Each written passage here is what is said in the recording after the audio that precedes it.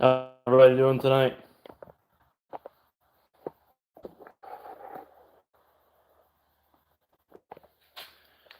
Let's see here. Oh, there we go. Well, looks like we lost connection or something. I don't know what the hell happened. That's crazy. Sorry about that, guys. Welcome to the stream. This is live stream number 9. Hopefully you guys can hear me. And we're gonna get everything all set up here.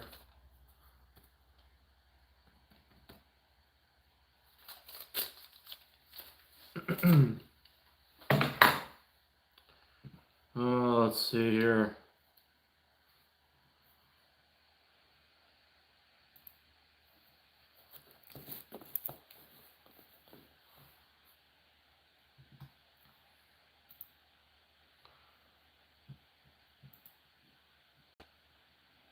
I just had to bring in the Dark Knight ST from outside. I figured I'd get that on the stream so you guys can hear it. I don't know if you guys heard it or not.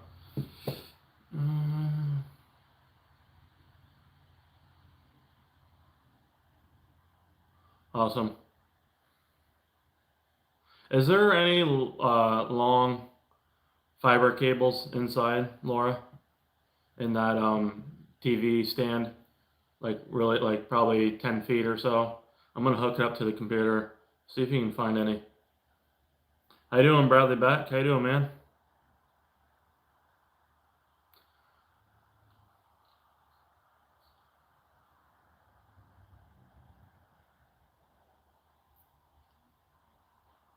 Let me see here. I'm gonna adjust this a little bit here. Make sure you guys drop a like in the stream.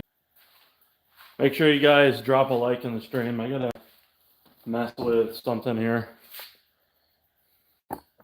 I moved my modem out here, and I think it's causing it to get worse service for some reason.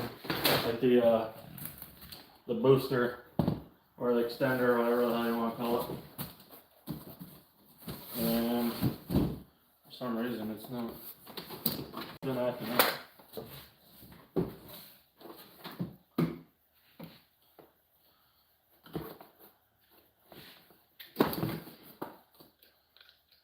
I'm gonna restart it too.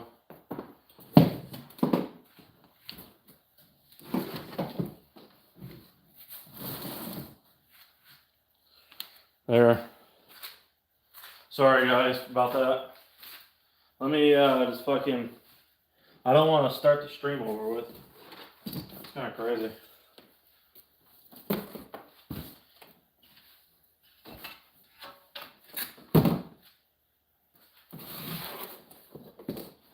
All right.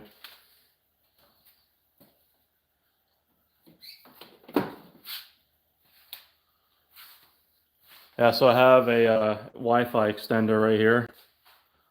The Xfinity ones are a piece of shit. That Fidium fiber one was way better. But I switched back to Xfinity because they're charging me fucking $50 on my Xfinity mobile bill. So I switched back. Like once I over here, it seems like it doesn't like, well, that modem isn't also, that extender isn't on yet fully. That's crazy.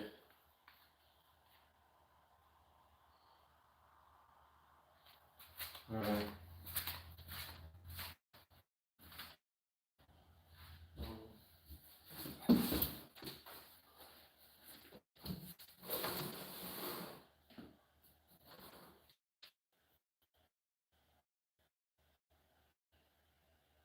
That's crazy. Yeah, look, it's flashing right now. So once it's out, that means we're good and we're connected to the main internet. This is fucking nuts. Maybe if I set it right here, let me get.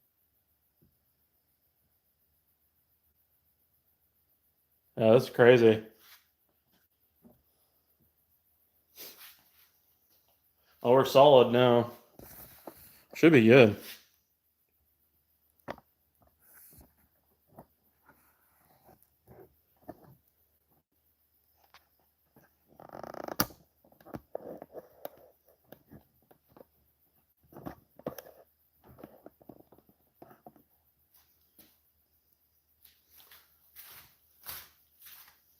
Damn.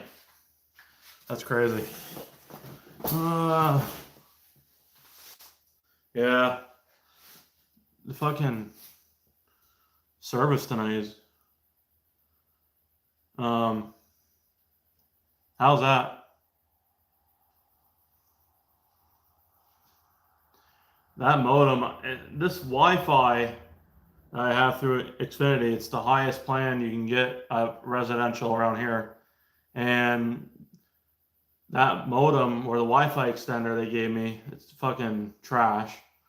And I only get like 60 or 80 megabytes per second out here. And with my Fidium, I was getting around over like 200. So it was way faster.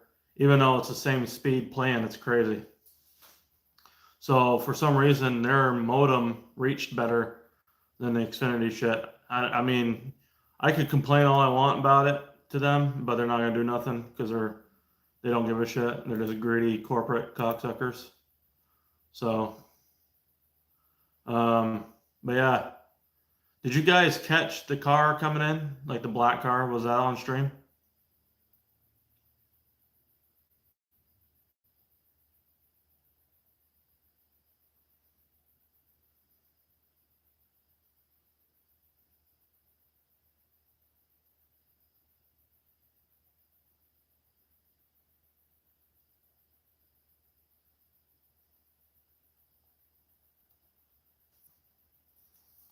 I think we're good though.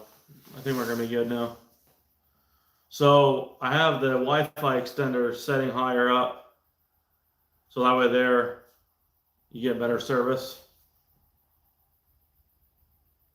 No, I haven't sold it yet. It's we buffed it last week on a stream, buffed and polished it. The only part that didn't get buffed and polished was the rear bumper and the spoiler and the front bumper. He didn't have enough time. It was getting dark, so he's gonna finish doing that hopefully. And but yeah, I haven't had any really. I had one person reach out about trading, and I told them no. Did you guys catch the beginning where I drove it in?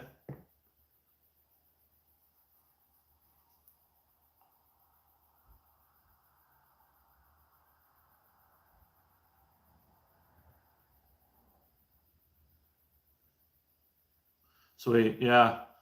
How does it sound on stream? Does it sound okay or?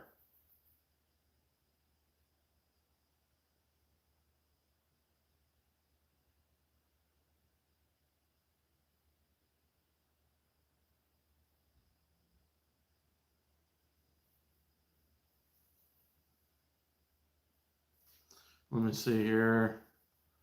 Yeah, just make sure you guys, if you can, let's break the record for the likes tonight. See if we can get to 20. That'd be awesome.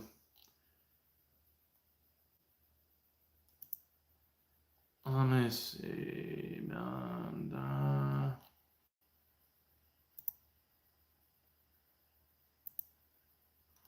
Then, how was everybody's week so far?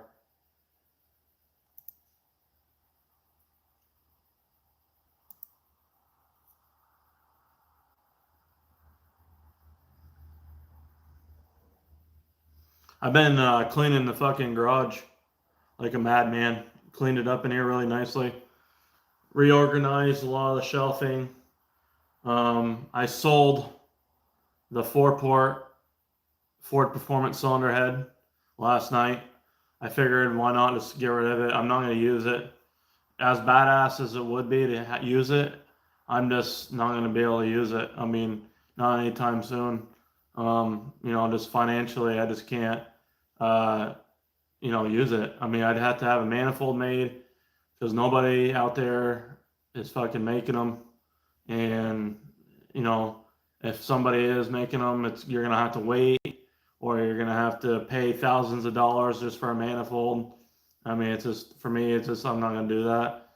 It's just craziness when I have the RS cylinder head and I have a manifold already made for that on the 7163. Yeah. The ST sounds better when you put a big turbo on it. The stock turbo, they don't sound that great, personally. They sound more farty. And yeah, I know what you mean, Bradley. They just sound more farty with the stock turbo. Once you put a big turbo on there, though, it opens up the flow and it actually makes it a little bit more louder and more aggressive sounding. And it gets rid of that farty sound for the most part. Depends on the turbo too, but bigger the turbo you go, I feel like it just really makes the car sound more unique. You know what I'm saying?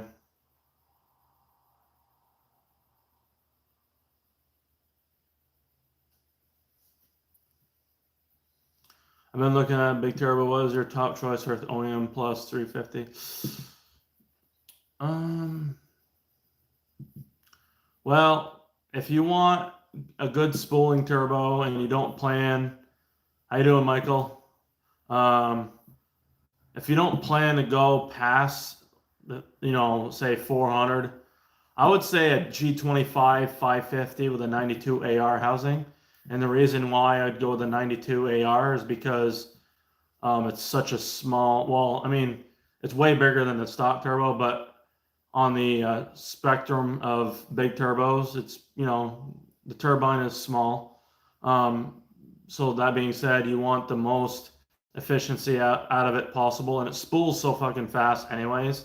You might as well just get the 92 AR, and it helps the cylinder head from back pressure as well, and just runs, cooler. If you can keep these cars as cool as possible, they'll last a lot longer. You won't have, problems with your ring lands, and you won't have problems with head cracking or versus like, for example, running like a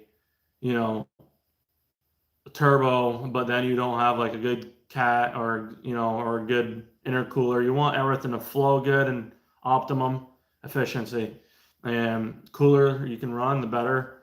Run a good oil. I recommend Pennzoil Ultra Platinum 5W30 or a 5W50 even. How we doing, Tech Warwick? It's been a good week.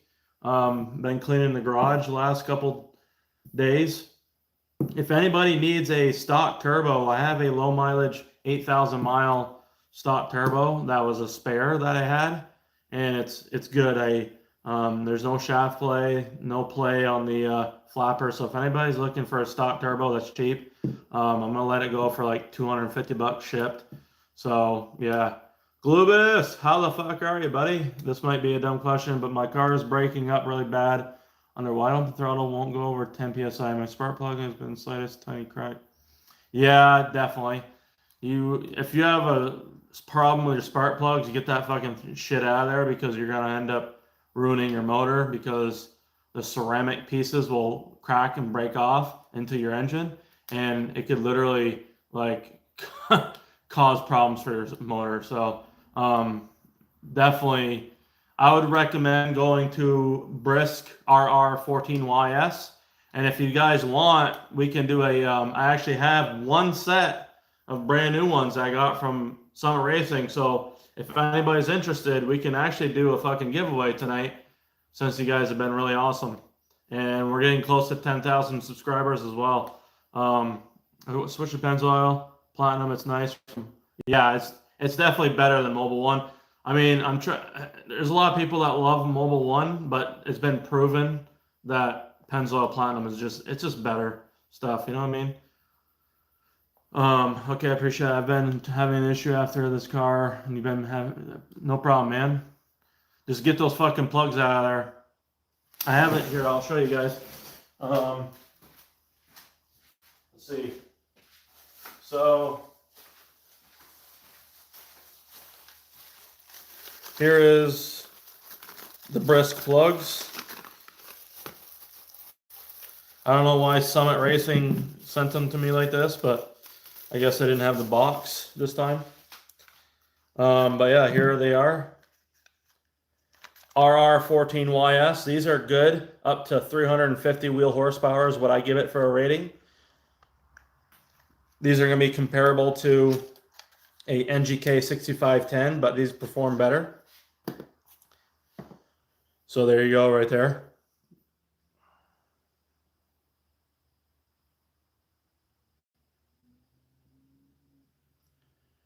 Let me go down a little bit here.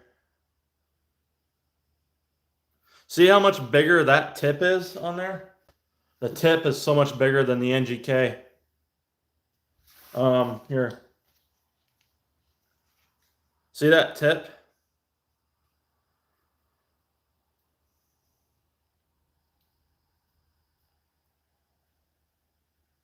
I don't know if you guys can see that or not. Yeah, there you go. So I can give these away. They come gapped right out of the box at 28 thousandths. So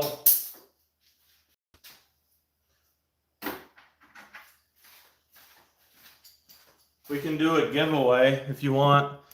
The electrode, you are correct, is bigger. Yeah, for sure. And that's what makes it a lot better, other than the fact that it's silver material and not iridium.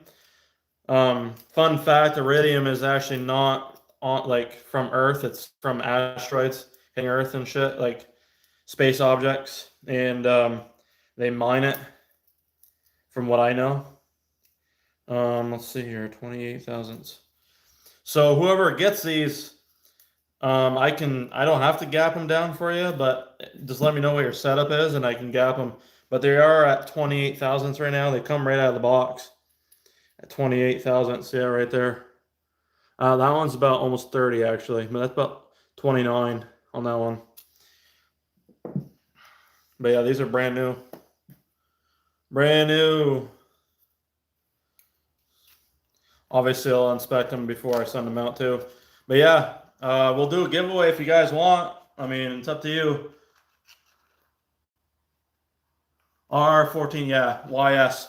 Now, if you have, say you have a setup but that's above 350, and so between 350 and like 450, the RR14S, which is non-projected, is going to be 20 degrees Celsius cooler than these. And it's kind of funny. Do you guys see that NGK racing spark plug that's out there?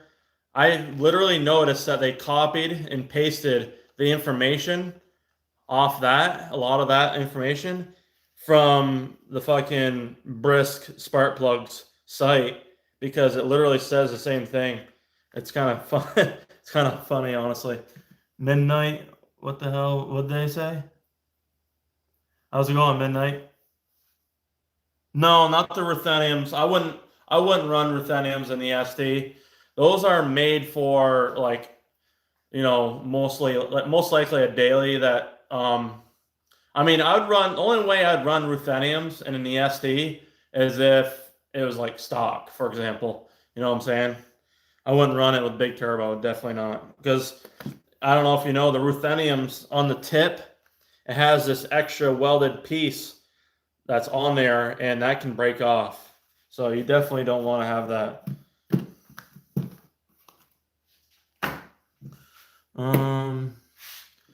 I don't know who this Midnight person is, but okay. What did that Midnight person say? Did anybody catch that? I just contacted Jesse about their record breaking.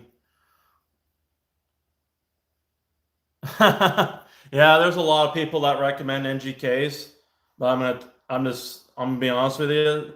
So the Brisks are better. I think Edge Autosports even recommends NGKs. It's just, a tuner thing. I mean, it's proven that the brisks are better because the fact that this ain't the reason why I run them, but I've been running them before EMS is running them. EMS, the record-breaking highest horsepower EcoBoost on the planet, runs RR12S spark plugs. So there's that. Okay, yeah. I was just curious what that midnight person said. Would the spark plug issue also contribute to barely making boost, or do you think? I mean, I would definitely fucking change the spark plugs and see what happens. It sounds like your engine could be breaking up because of the fact that you have a broken spark plug and it's trying to save itself. You know what I'm saying? So we got 7 likes and 10 people in here. If you can get 3 more likes, that'd be awesome. Get the likes up in here. That'd be fucking amazing.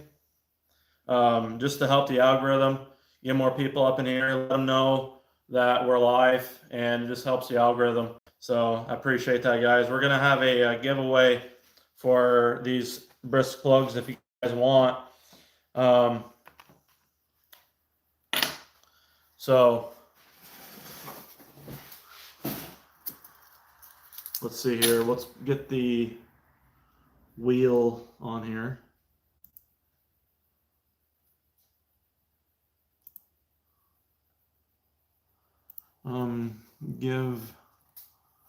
Give away spin.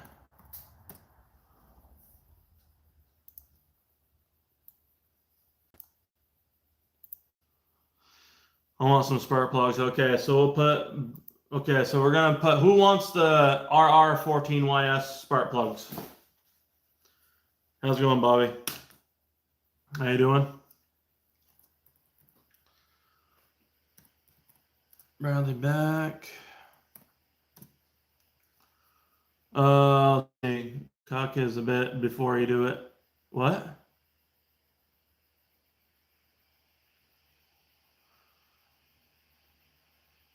Glubus. Okay, we'll put Glubus in.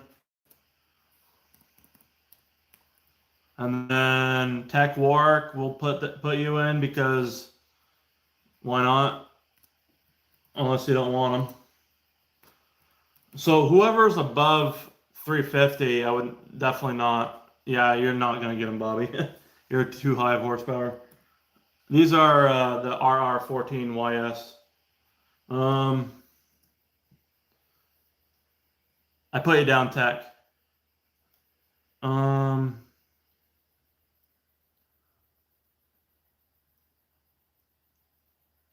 about Michael? Good. What do you got? How much horsepower are you pushing right now, Michael? And Mark Monson, how you doing, man? Adam is releasing a new tuning package soon with boost targeting, launch control, port injection through what? Adam, who? You mean the guy from Tune Plus? I don't trust that guy worth a fucking. You can throw him personally, but just because of the bad shit, his bad customer service, and just some things that I've heard when he built a motor for an EcoBoost Mustang, it had the wrong internals in it and it blew up on the fucking dyno.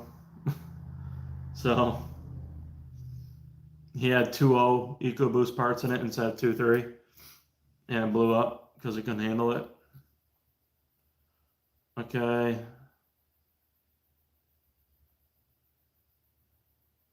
Hell yeah. So Michael, good. Don't know for sure. KO3 is max full. Okay. No, you're good. So we'll put Michael down.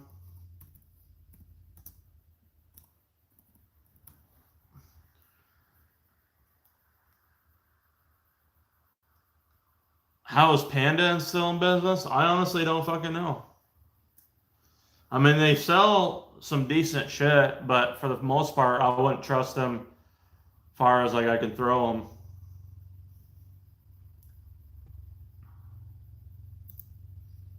Other than, some, I don't really shop from them, but yeah.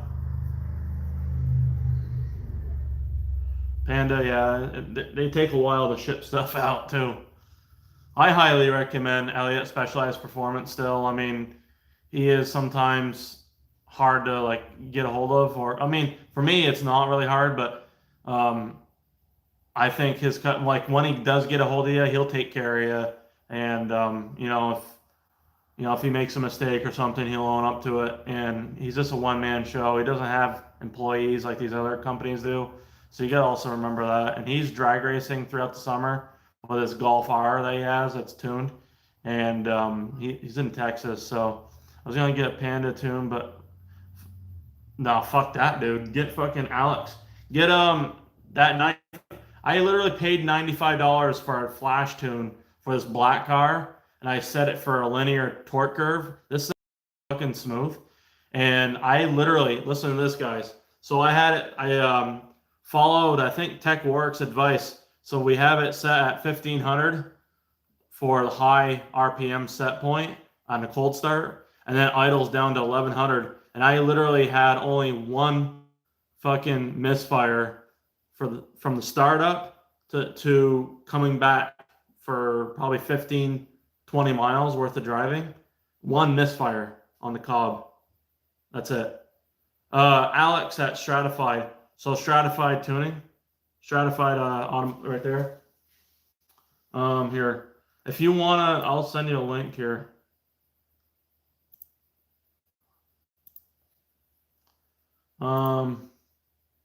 It's not a custom tune. It's more or less like a better version of what the OTS is. It's based off what Strat has set up. And you just have to tell him your modifications. Is Alex the one that makes the flash tunes? I got the flash from Strat. Yeah, I would say he definitely makes them. And then, but he does have other guys tuning for him as well. Generally, like, I mean, he wouldn't have bad people tuning for him if he had to. So you gotta also remember that. Let me see here. Stratified. So we can do the giveaway in a half hour. How's that, guys? If you guys want to stick around for that long. Let's just get the likes up there. Let's try to get the likes to 15 if we can. That'd be awesome. Let's see here. Focus ST. I'll drop a link in here. Which one I stratified flash tune right there. So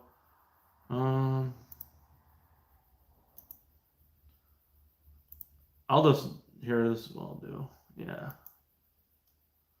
Copy link. Here we go. Here we go. No, I wouldn't get a tune from Stita unless you're like sticking with basics. But personally, I don't know. They've been like, maybe in the early days I would have had them do it, but the tuning has gone so much more, sophisticated. I can't say that. Sophisticated. I can't say it. It's gone more complex, I guess. So personally, like now I would just have Alex do it. I can't say fucking sophisticated. I can't say it. Stratified tuning. Flash tune.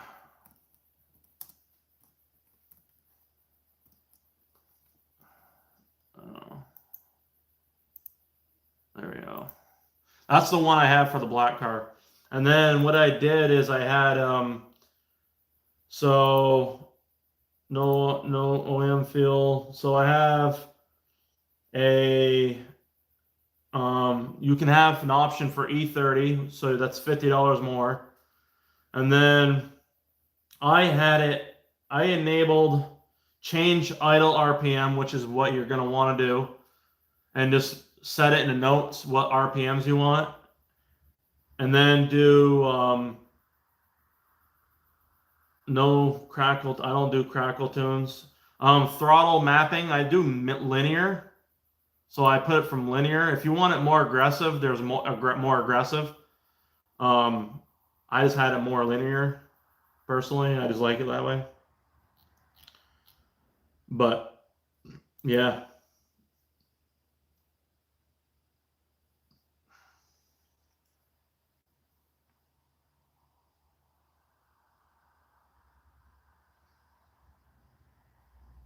Yeah, it's fucking awesome. I have it on the black car and it's nice.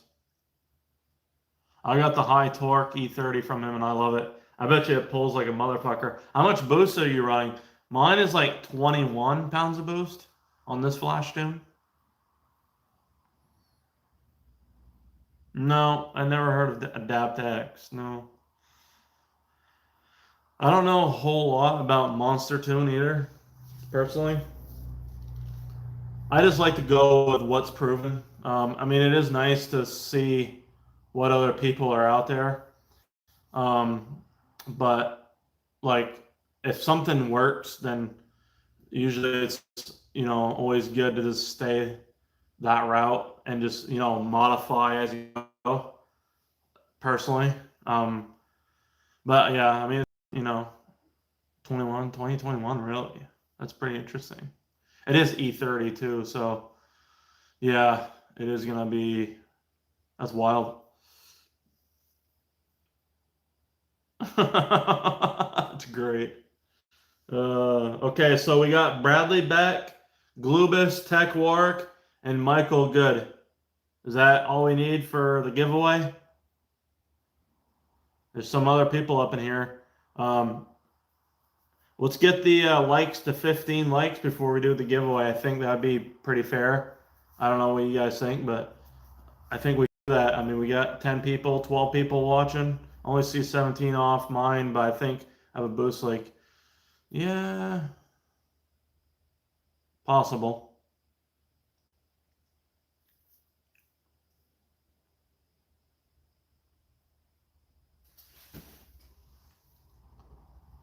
It's possible.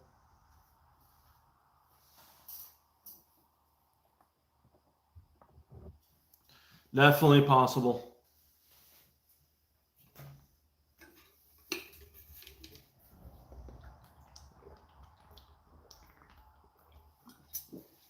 Did you guys spot my RS cylinder head sitting right here? Yeah, for sure. Supposedly, any new power mods you add can be adapted by reflashing the tune. Yeah, I'm sure that is possible. Yeah. Hello, friend. How you doing? Hey, how you doing, man? I don't know how to say your name, so I don't want to butcher it. But how you doing, Cars? I need to get off this OTS Cobb tune. Yeah, dude, literally $95, and you can get a better running fucking idle and everything, dude. Like literally 1500 cold high. So set your high point at 15 and 1100 for your like minimum idle. Game changer. Literally no misfires. It's insane. And it's just so much better, more reliable. Trust. Just fucking get it tonight. Fucking get it. Trust me. I mean, it's fucking insane. Um, yeah, I just sold my four-port Ford Performance cylinder head last night for $2,500. Like literally had it up for about 2 hours, and somebody bought it, and in California. So I had no need for it. You know what I mean? Like it was badass to have it, and yeah, it would just sit around. But the thing is like I'm not going to use it. Like I don't have the funds to build multiple engines right now. You know what I'm saying? I can't just build a fucking engine with a four-port cylinder head and then one with a. I would do definitely go stratified. Trust me, you'll never look back. Stratified for sure. Definitely go stratified. I have a strat. It's solid. Yeah, dude. Trust me. I've had stratified since fucking 2015, and from 2015 to 2019, I was big turbo 7163 EFR with like 360 at the wheels with water meth for cooling, and I was running around 400 foot-pounds of torque because we had it like mildly tuned for it. 23 psi. It ran a 12.8 with shitty tires in a quarter mile and 115 trap speed. and literally fucking that I did so many fucking races in Mexico with that setup. It was insane. It was so reliable, and it's up until I fucked with the setup with the compressor, and then I overboosted a few times, and then it fucking created, the piston. It caused the piston to crack. So 2,500 for the Ford Performance, brand new Ford Performance cylinder head is a steal, by the way, just so you know, because I sold a used Jaguar XF that had 38,000 miles for 2,000 within a couple hours. And the Ford Performance cylinder head is ultra rare. You can't find one brand new. You could have found one last night brand new, but they stopped making them in 2018, 2019. So you can't find one brand new. Ford used in some of their engines. So the specific Ford Performance one was never used. I don't know why I'm having fucking connection. I just told everyone inside to shut their shit off. I don't know why. I have 2 gigabytes worth of internet, and it's been acting up tonight for some reason. Sorry about that, guys. Damn. Refresh your guys' stream if you have to, or not stream, but like close it out and then come back in.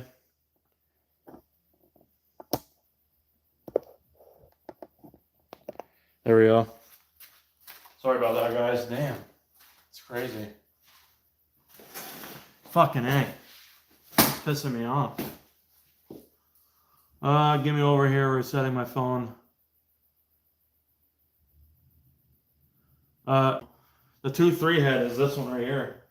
With the 3, it's got the integrated exhaust manifold. The 4-port is actually like a normal 4-cylinder with no coolant jackets, so it's more reliable. You won't ever have head cracking. So each cylinder has their individual exhaust port, just like the intake side is. But why is it lagging, dude? Fucking lagging. So what was the Ford Performance heads then? They made the design of the heads for fucking the Jaguar XF 2.0 EcoBoost and the Land Rovers, the same design cylinder head. But they must have had some left. Performance as a separate entity, so they make high performance shit. Jesus. Holy fuck. So we got an outage problem. Sorry about that, guys. Hopefully you guys are back. We have an outage in the area, and that's why I'm having issues tonight. I just looked on my app, on the Xfinity app, there's an outage. I can't believe I was actually able to resume the stream. That's fucking nuts. There's an outage in the area. We might lose the stream again though. My modem was flashing. There's an outage. I just checked the map. There's an outage in the area for network damage or some shit, they said.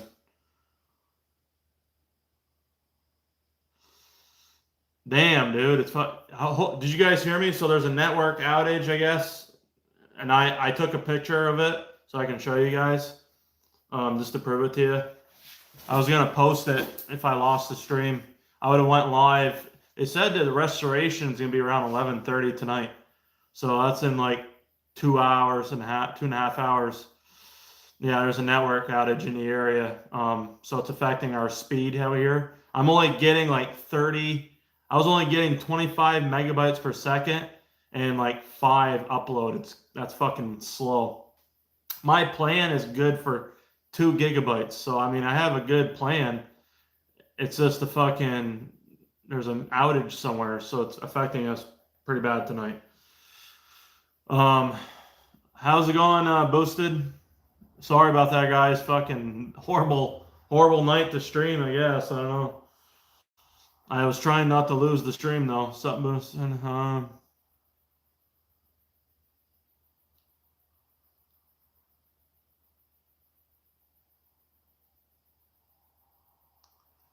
Sinister Focus. How's it going?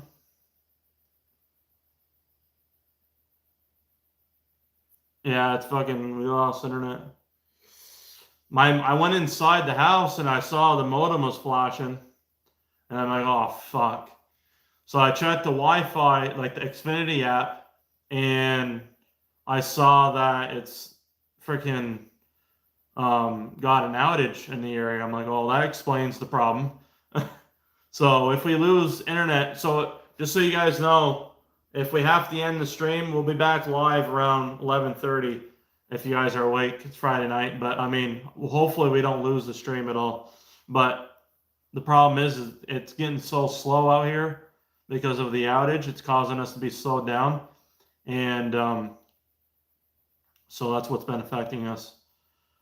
I was wondering why the hell we're having such problems tonight. That's crazy. I'm like, normally we don't have that problem.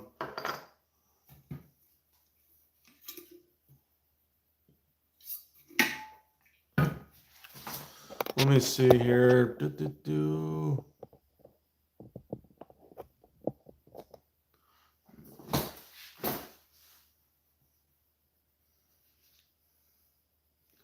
Okay, so then we'll bring this down like so.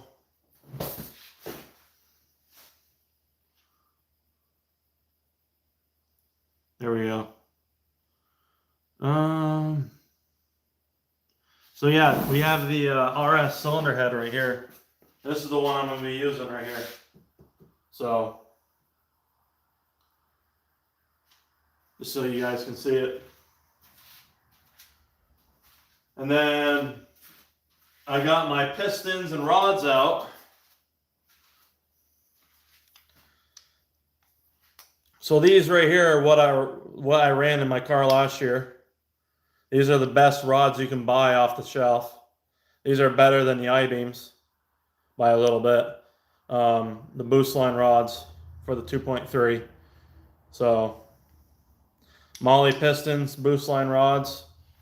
These are going to be on the Stage 3 Plus built engine series.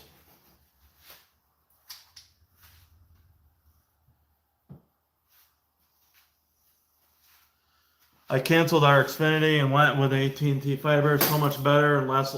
Yeah, I had Fidium fiber and I was getting like 200 and 250 megabytes a second out here, and it's literally the same speed plan and is so much better. But the fucking thing is when I canceled my Xfinity and I went with Fidium, they added $50, so $25 per line.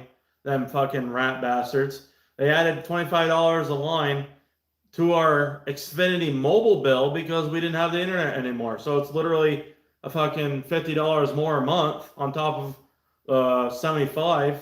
And I didn't want to pay $120 cell phone bill. It's like, what the fuck? And so I switched back. I'm like, this is ridiculous. I got locked in. I'm not like I don't believe I'm in a contract with them. But we're in a 5-year thing where it's the same price, $95 a month for 2 gigabytes. I need the new XB 10 modem for the house. I feel like that would be so much better. The XB 10. I have an XB 8 right now. But yeah, Fidium. I mean, the fiber is definitely way better. Let's see. Valves like. Took a shit and take valves. And it's about there was found metal in the oil, but no rod knock, more valve take. Huh. Yeah, I mean, I'm sure AT&T is better in most areas, but I don't like AT&T as a company because I had them for my cell phone years ago, and they were just so expensive. 10 years ago, they were ridiculous, and I just didn't want them. I went to Straight Talk for like five years or so, and honestly, I was thinking of going back to Straight Talk and just fucking keep my Fidium fiber, so that way there I wouldn't get screwed. But it was gonna be expensive with Straight Talk too for what we wanted, unlimited data. They tried that with me for cable, so I canceled it too and finally got YouTube TV. Yeah, that's crazy, dude. Well, I don't have cable, so I don't have Xfinity cable. I just have the internet, and I have the mobile. I have like for the cell phones, I have Xfinity Mobile, which is supposed to be separate from the internet, but yet they add $50 on top of your mobile because you canceled their internet. It's kind of crazy. I mean, they're such a fucking scam artist. It's really pisses me off, honestly.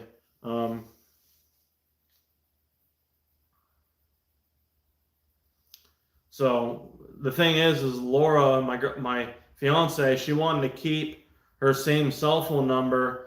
So if she went to Straight Talk, it would be most likely she had to change her cell phone number, and she's had that number for years, and she's got it tied into businesses and whatnot. So she can't change her cell phone number.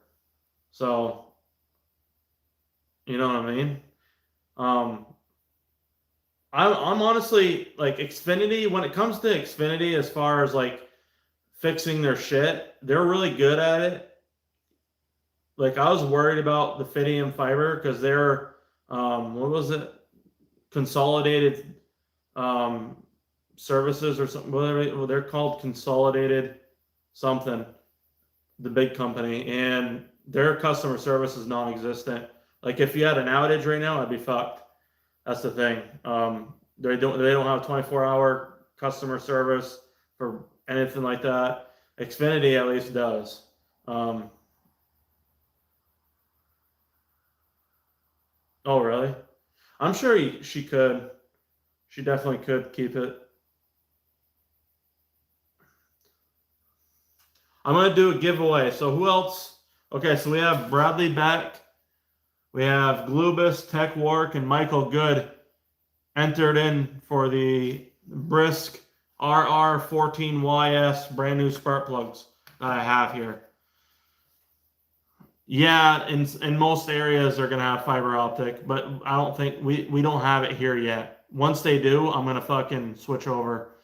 I don't. Hopefully, it's not too ridiculous price, but fiber optic is the future. And if Xfinity and whoever doesn't switch to it, they're gonna go out of business. It's plain and simple.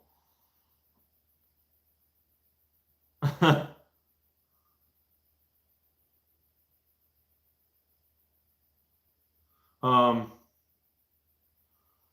but let's see here. Let's do the since you guys had to wait for the bullshit, we're gonna do the giveaway now because you guys had to suffer through the fucking pain and agony of me having internet problems because of the outage. Those are great spark plugs. I love them. We got piles of them, but I don't need them like NGK. Yeah, the NGKs just don't last long on these cars, especially when you're big turbo. And that's the thing too, is like even these here, I mean, they say 20,000 miles. I'm sure you could go 20, 30,000 miles. Depends how you drive it. Depends on the tune. You know, I would recommend, me personally, I would change these my spark plugs on my car when I did my oil in the spring is when I do, I do my plugs. And, it's probably premature to do that, but I just wanted this. I didn't really care about spending $40 on brand new spark plugs because $40 is way cheaper than, $10,000. You know what I'm saying? So, you want to make sure that your car is running the best it can. So I would say 10,000 miles is the max on a big turbo setup for any spark plug. Even the Brisks. Over there, it just runs the best it can. I think you know why I believe it's like that, Brad, because it's direct injection, so you got higher cylinder pressures because of the direct injection system, and then you got a boosted motor. When you combine both of them, you're gonna have fucking spark plugs that are gonna be getting eaten away basically. And when you go high compression, that increases like 2 times. So let's move this over here.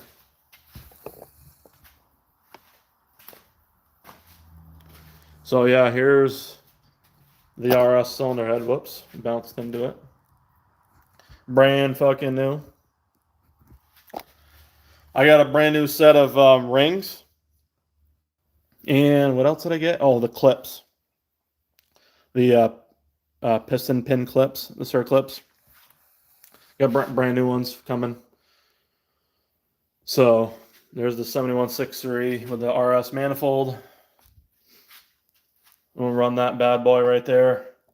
So I'm thinking of getting stage 4 cams just to get that lope sound. Because the stage 4 cams, believe it or not, does have that a little bit, more so than what the fucking stage 3 ones do. So, all right, here we go. And let's go to here.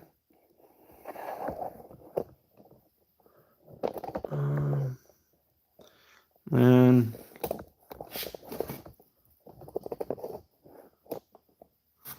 all right, you guys see that okay? Let's turn the volume up. All right.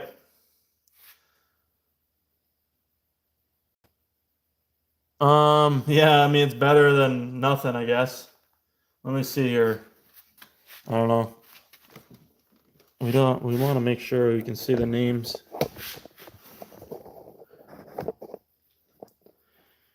We want to see.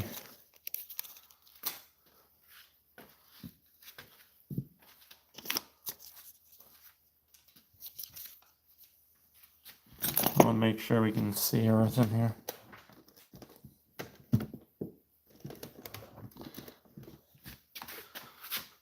You guys see that okay? You guys see the names? Good? You guys see the names? Yeah?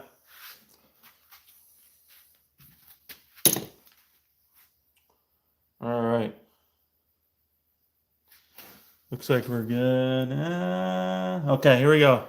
We're going to go right now.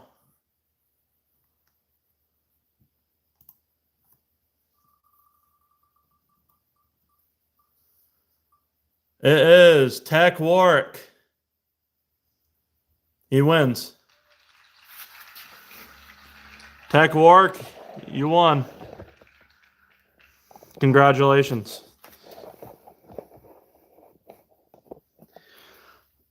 Well, Tech Warwick won them.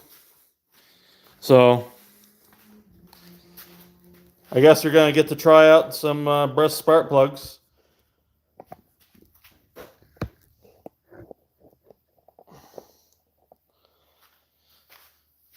So, yeah. Let's,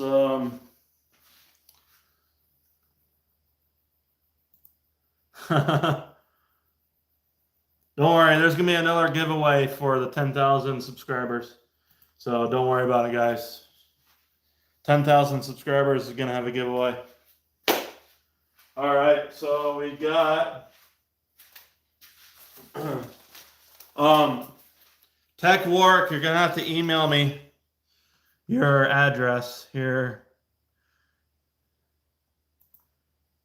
Oops, we don't want to do that. Let's see, email me.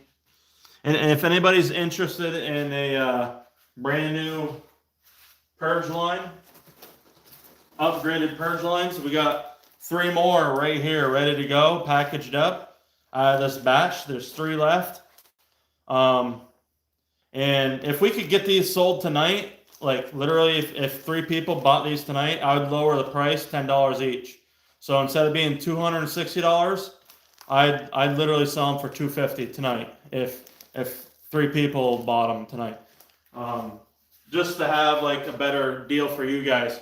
The normal price for these, if there wasn't a group buy, would be $300, and I figured $260 because of the shipping cost, which is $11 to ship these. But if we sell these tonight, I'd do $250 each. So there's those. I'm gonna need his Address info. Whoops, we already got one over there. I'm gonna have to take a fucking wild shit here pretty soon. I got fucking diarrhea knocking at the door here. Damn. Good thing I didn't have Taco Bell tonight. Jesus. Huh.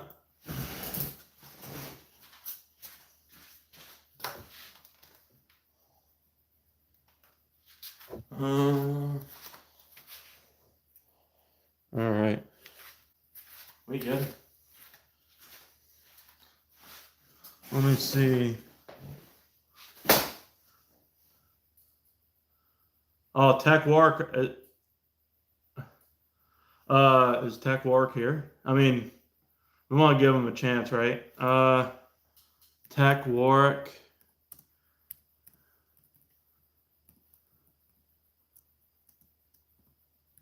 is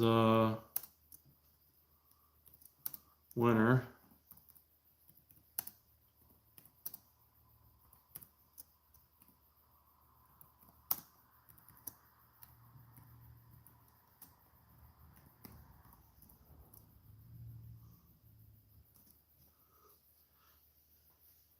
Let me see here. Let's give him some time. But yeah, if you guys are interested, email me. That sounds like a Focus R Us going by.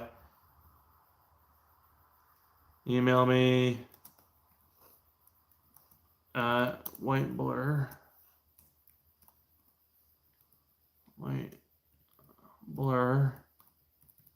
st@gmail.com. Trust me, if I had enough spark plugs to go around, I'd just hand them out to you guys for free. Just because you guys support my channel a lot and you guys are awesome, you know what I'm saying? Okay.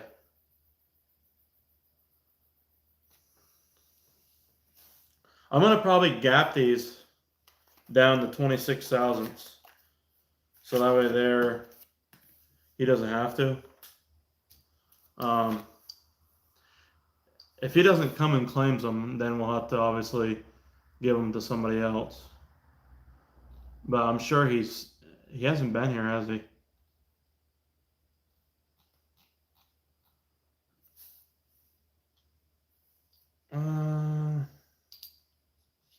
But yeah, how's your guys' week been? Anything new happen? What's your guys' plans for the weekend?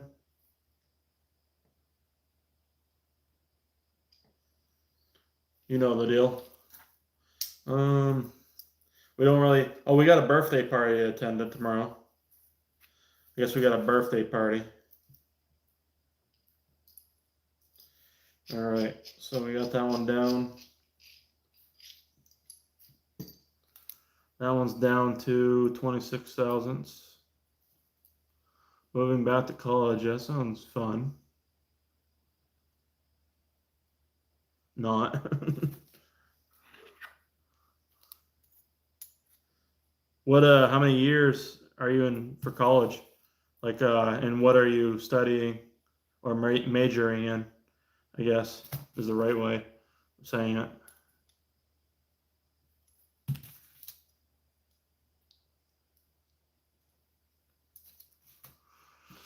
Do you prefer a coin or feeler gauges? I use both. So my feeler gauge doesn't go up to 28 or 30 thousandths. So I use the coin for like just to measure them, like the baseline. But then I'll use the feeler gauge to get it dialed in lower for the number, if that makes sense. So right now I have them at, this one's at 26 thousandths. Yeah, I mean, I use both. I use the coin just to basically, if I can, and I can double check. What's the coin say? Yeah, it's 26. It's right on 26 thousandths. The feeler gauge is right on. The coin's right on. Same 26 thousandths. So, I mean, I got this coin right here at fucking Advance Auto. It's the performance tool one. So, I mean, it's you know, I don't know what more to say about it. It's spot on.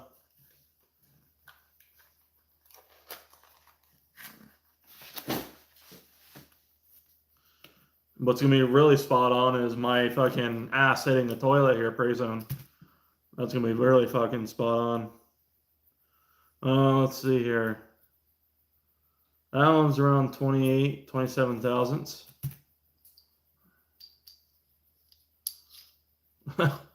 Hopefully, I go to the bathroom. You guys that can fucking get yourself a snack or get some drinks, get some popcorn, whatever the fuck you got going on tonight. Chill out.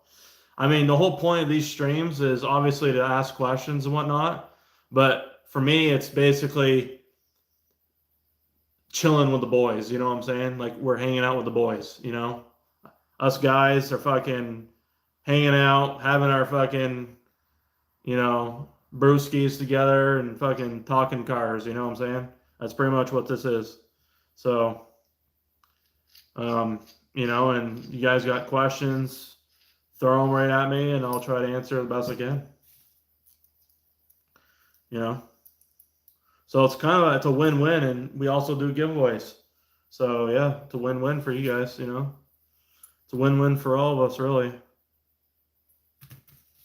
Fucking chilling out with the boys. We can't do it in person, so we might as well do a live stream and do it,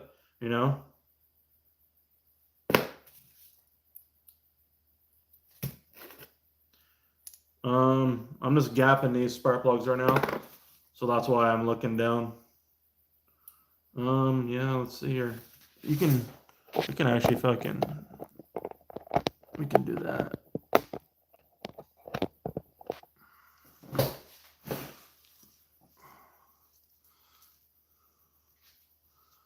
Yeah, so I got that one down to, that's pretty tight. That's pretty good. Where's the, yeah, that's 26 thousandths.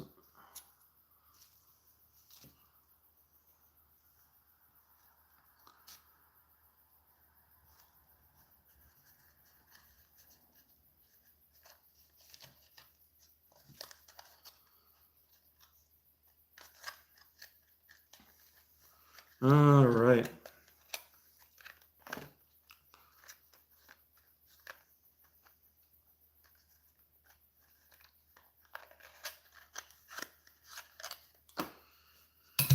Oh, let's see here. That one's set point is at 29. I got this on Amazon. It's just like this gapper tool that I use. It's pretty nice. Instead of doing it where you press down on it. I used to do it with this and I'd push down on it, but that's really not the way to do it. I just put a little bit of pressure on it. Test it with this here and there. That's pretty good. Yeah, that one's spot right on. That's good. Spot on. Spot on right there. A little bit of drag to it. 26. Looks good. Put that back on there.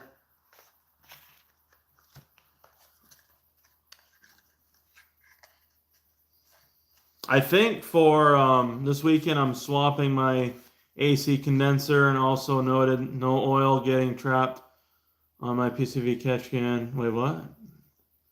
Your main PCV catch can is not catching oil, or?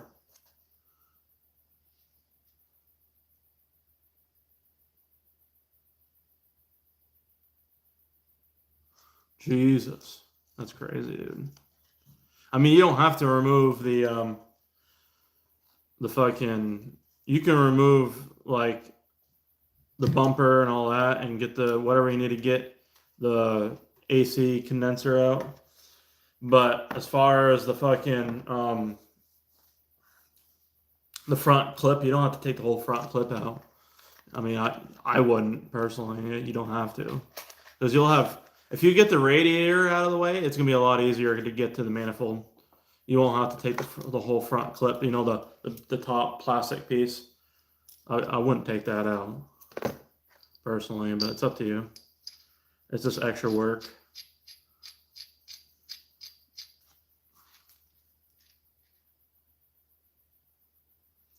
Let's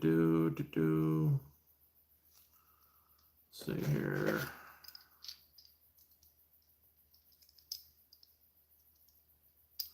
And that one's good too. There, got the spark plugs. Got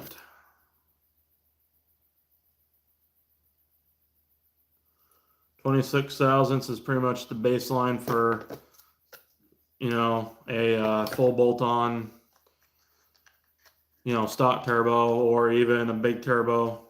I usually like 25 thousandths for a big turbo, running in the 350 range, 350 wheel with like up to you know, 25 pounds of boost. Past 25 pounds of boost, I recommend running between 22 thousandths and 24 thousandths, personally. Yeah, it's 26. Okay, we're good. Tech Warwick. I don't know if he wants his spark plugs or not. I don't think he mentioned having JST likes the NGKs, so hey, that's a personal preference, whatever. But you know, I mean, if Tech doesn't want them or claim them, I'm gonna do another spin here. So let's get. I mean, I don't think he's came to. Let me go. Let me check my email. See if he's emailed me. Have the same Bahrain. Okay.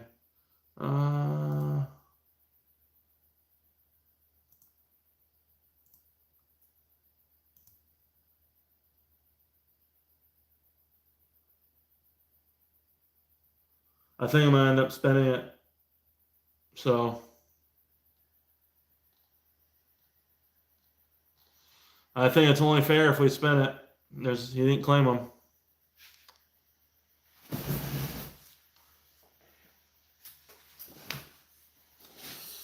Unfortunate, but we have to do what we have to do, boys. We got to make it fair for everyone, you know. So wheel spin.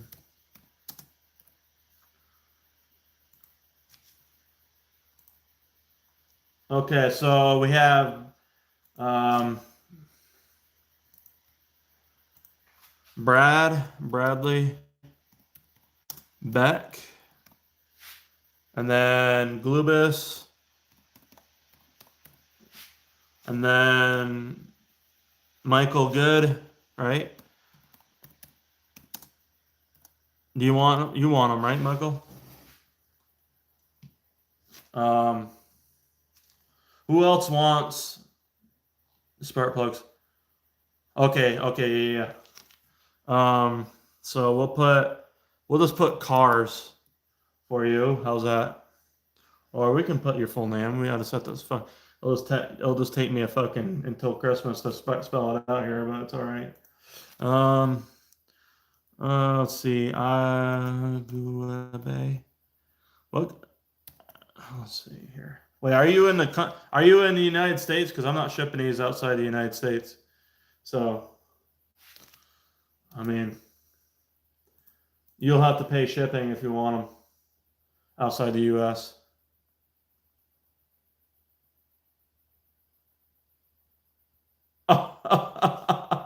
I fucking forgot. I don't know, dude. I don't remember the names hardly. Aguave cars. Yeah, you're gonna have to pay for the shipping for these.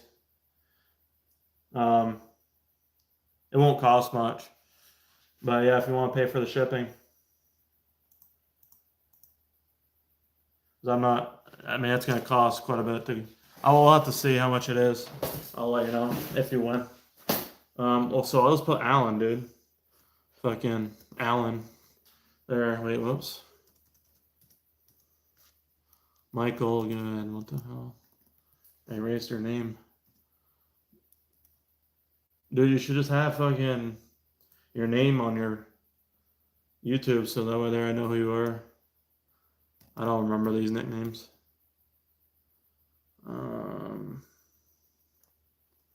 Okay.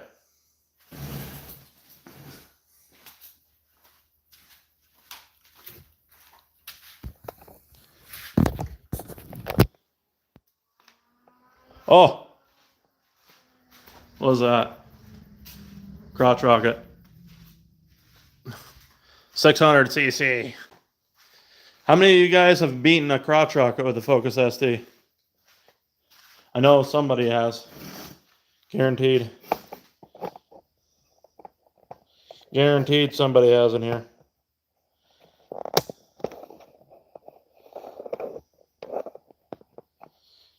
All right.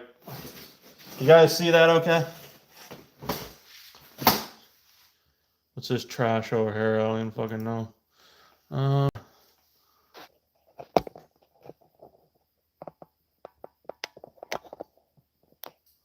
You guys see that?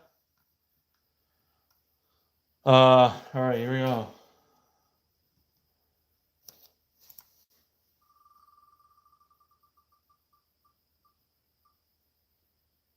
Ha ha! Ooh! Bradley Beck is the winner. Bradley, you are the winner. You're gonna email me your address information, buddy.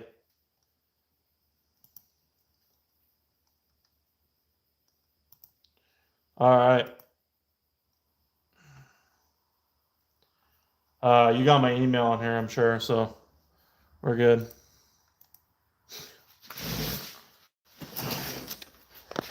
We are good here.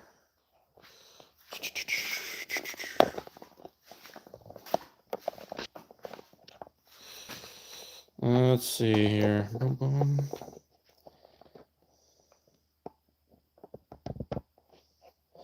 I kind of don't mind it having it like that, but I mean,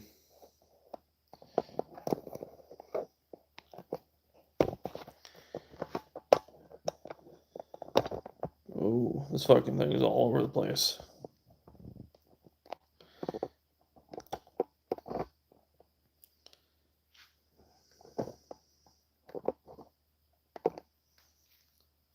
All right.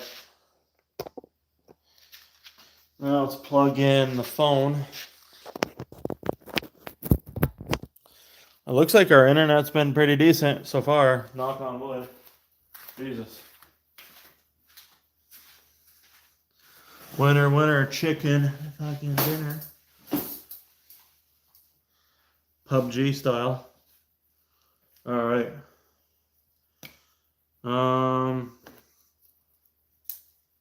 Oh shit, dude! What the fuck? We just got 2 more people in here. You just missed out on a goddamn giveaway, boys. Well, Javin, you ain't gonna want these spark plugs. You got too much horsepower anyway. How you doing, CMR? How you doing, buddy? Yeah, earlier. So there's a fucking internet outage. We were having problems with the stream, and everybody had to suffer through that for a little bit, and we recovered. So luckily.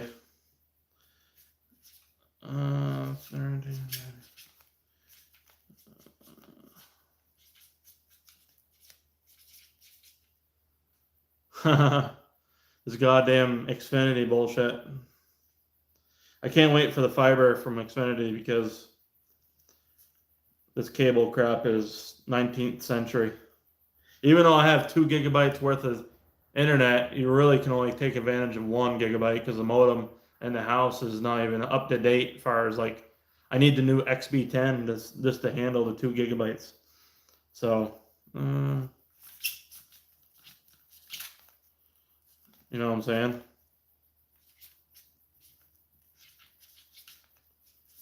It's crazy. And then Bradley Beck.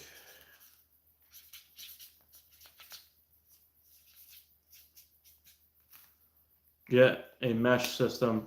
I have a fucking, I mean, it's supposed to be decent, but I have a Wi-Fi extender right here. It's right up there. I had so the problem was they had an outage tonight. Xfinity had an outage. I checked the Xfinity app, and I'm like, man, what the hell's going on with the internet tonight? And just kept having breakup problems and lag and all that.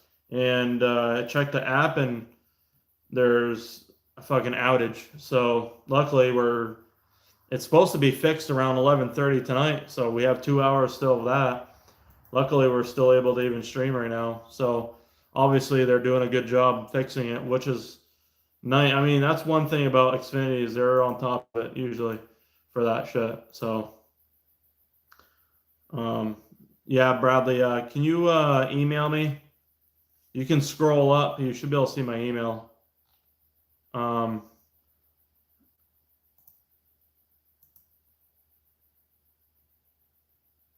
It's right here at whiteblurst@gmail.com.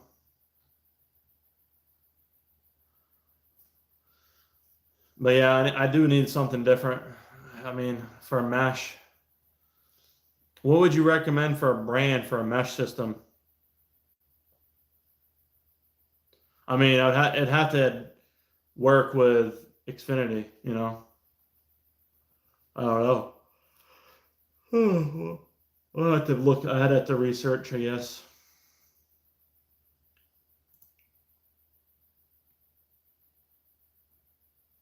There he is. Okay.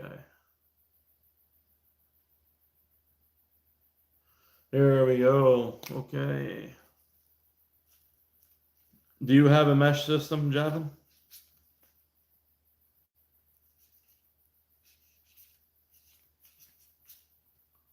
That's the main.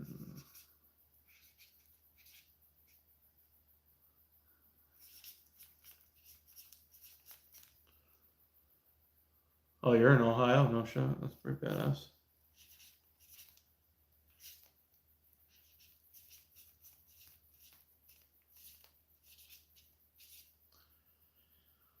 Yeah, so I was mentioning if we can get all three of those purge lines sold tonight by any of you guys, I'll get rid of them all tonight for a special deal of 250 a piece. That's shipped. So the real reason why I charge 260 is because it costs $11. It went up a dollar, but I didn't add it in obviously. But it was costing like 10.50 to ship them. So I just add shipping to the cost. So it's 260 instead of 250. But I'll basically waive shipping charges, and I figure that's a pretty good deal. But honestly, I mean, I have three of them left. If anybody needs them, we can get them sold. I'll do all three will be 250 a piece tonight. So just for you guys. That's not for anybody else. Hasn't been advertised. We do PayPal, and we do Cash App. If anybody has Venmo, I don't have Venmo, but my buddy has Venmo. Really good close friend of mine. So if we have to do Venmo, we can. But I would prefer PayPal or Cash App personally. So yeah, here we go. So I'm gonna wrap these up, and that way there, we don't have to worry about. I might just, yeah. Let's see here. I really have a good angle, but I'm gonna bring you guys with me over here. Over there, you can see everything.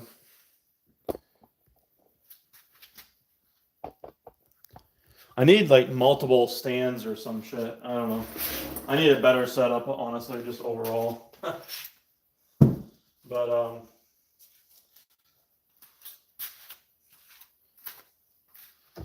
right. Here we go. Wrap these up.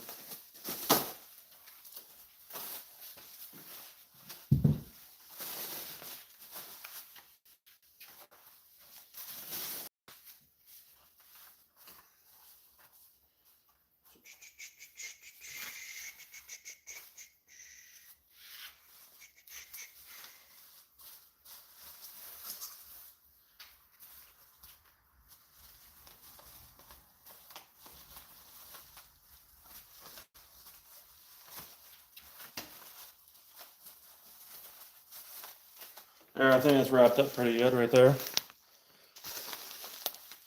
That's pretty good. And then we'll oh,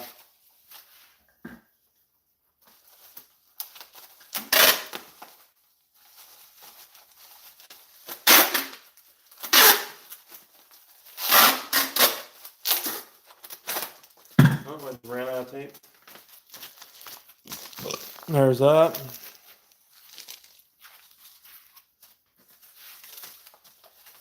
And then stick that in there. And we'll put, let me see, do I have any sort of filler? I can probably put some packing in here just to pack it up a little bit so it doesn't move around.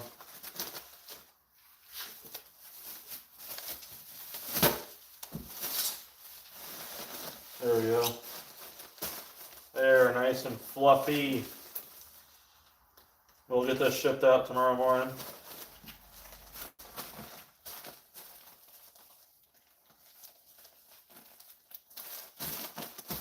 There you go, Bradley Beck. I'm not going to show your address, but nice and it's going to be nice right there. So, congratulations, man. There's going to be a giveaway for 10,000 subscribers as well. So, but yeah, here's the 3 purge lines.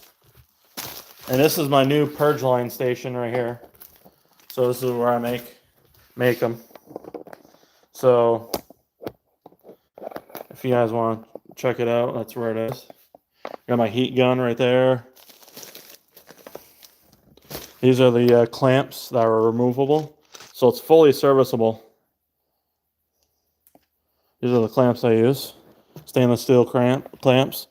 And then we got Otiker clamps for that one end that doesn't need to be serviced. Heat shield, or not heat shield, but heat sink, or what was it? Basically, I don't know what the fuck. What do you call this? Like a heat wrap, shrink wrap. Sorry, it's like a shrink tubing. Yeah, that's what it's called. Shrink tubing.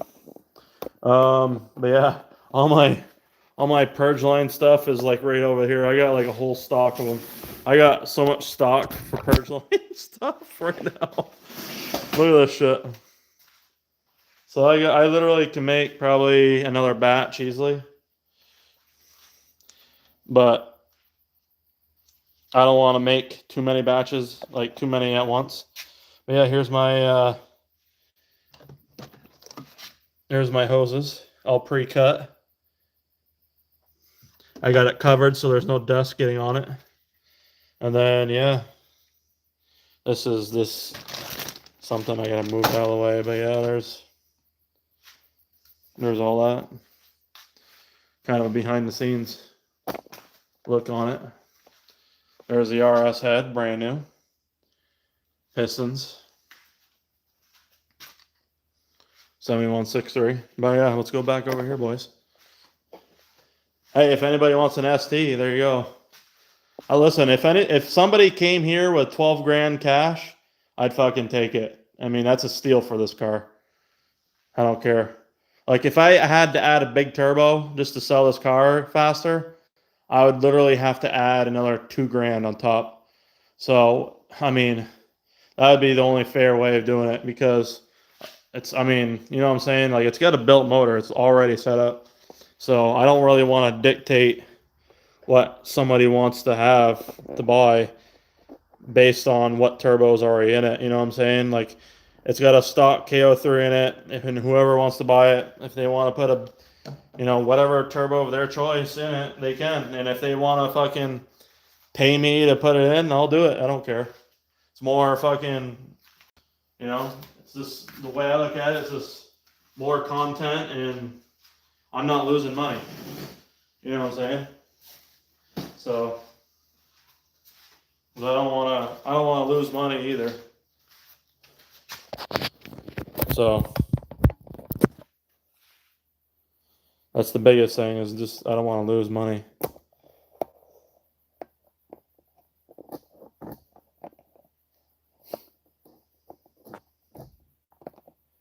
Because I mean, I have just in the engine alone, not including the internals, it's $1,300 in machine work just for the internals.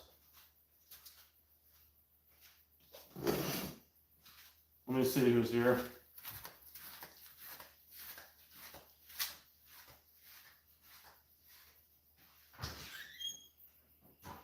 What's up? Is everything all good?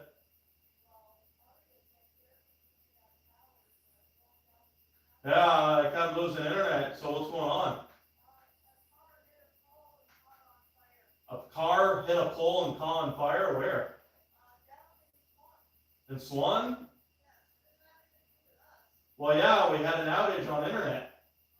And I looked on the Xfinity mobile app, or not mobile, but the Xfinity app, and there was an outage. Yeah, we've been good for a while, but they must have fixed it. Hey, can you bring me a drink? Can you bring me like anything carbonated? Yeah. Oh, that's crazy. Apparently a car hit a fucking pole and caught on fire in the next town over, and I think that's what caused our problem. That's fucking nuts. Jesus. That's crazy.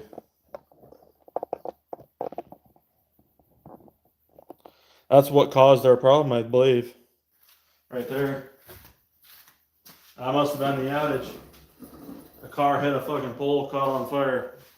Oh, imagine that. It really is. It really is. If I had known before I got mine, would have gone this route. Yeah, that's all good. Yeah, I gotta stockpile, you know what I mean? If I had 12 grand cash, I'd take it. Hell yeah, dude. I mean, it's a steal. What's up, buddy? Yeah. What's going on? You tired or what? A little bit. Yeah. Yeah. Appreciate it. You're welcome.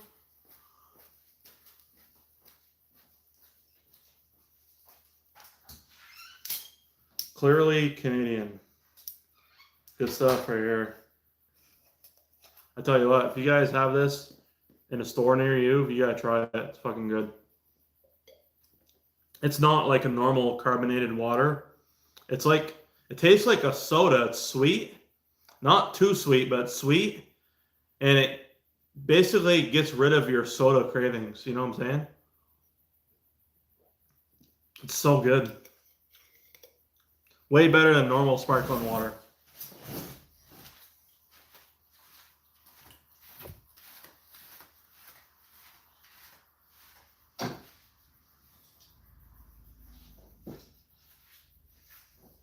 But yeah, here is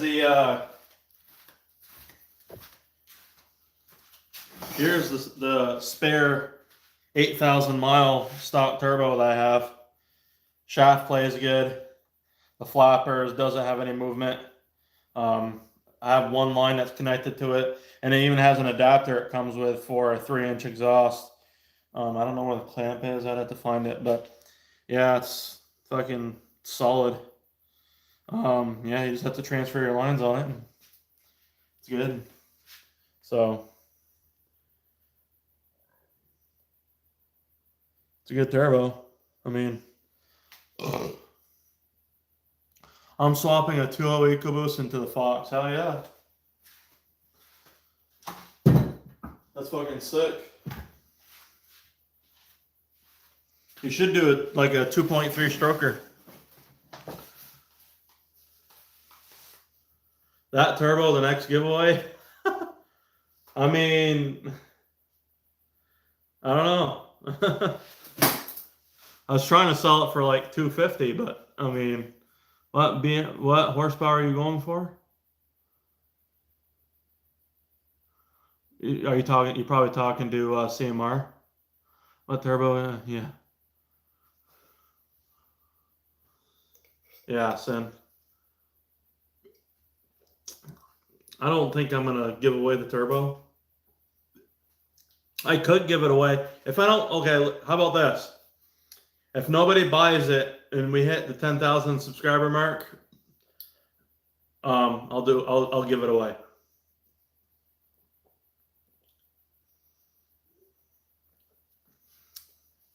$375, that's pretty respectable. Is that going to be on ethanol? Because $375 is going to be hard to do on the OEM factory high pressure fuel pump. You can't really do that. The safe limit is like 360 on sea level.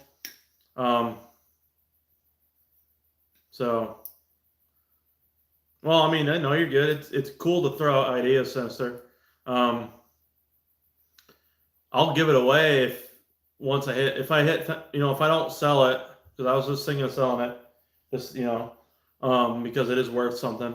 But when I hit 10,000 subscribers, which is going to be soon, I mean, by the looks of it could be next Friday, we have a 10,000 subscriber. That'd be awesome. Hit 10,000 subscribers and have LiveStream number 30. That'd be fucking sweet. And we can do the giveaway on the turbo. We can do a giveaway on the Cosmic catch can, breather can, which I'm sure somebody could use. I don't have any like mounting things for it. You have to figure out like zip tying it up or something. That's what I did. But it's very nice because it would go with this right here.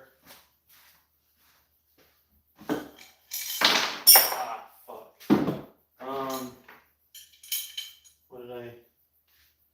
What did I drop here? I dropped one.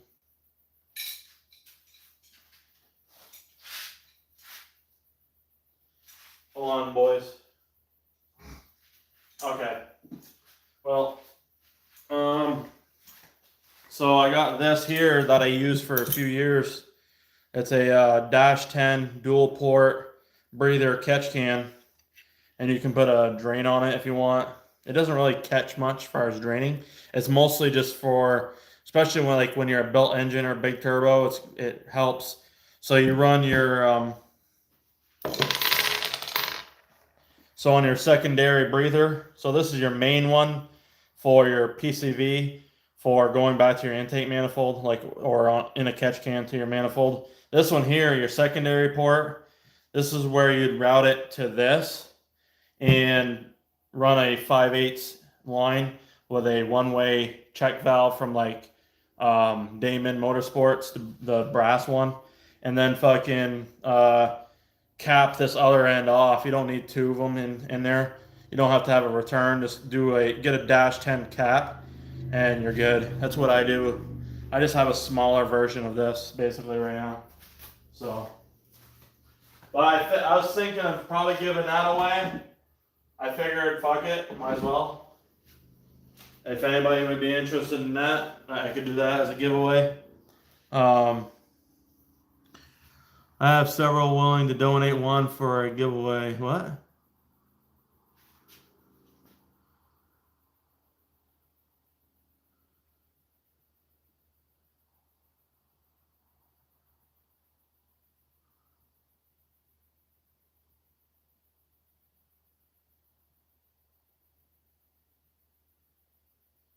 I have several turbos willing to donate.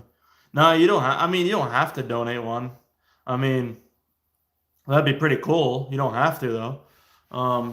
We got that one there that we can do. I don't know what else I could really do a giveaway on. I have a set of brand new fucking headlights for a facelift they're darkened, so they're tinted basically, but they can only work on an ST1 facelift because they can't work with the HID headlight version, so ST2 and ST3. It has to work with the halogen lights that are on your ST currently. And I have the high beams already installed on it, and I didn't uninstall it.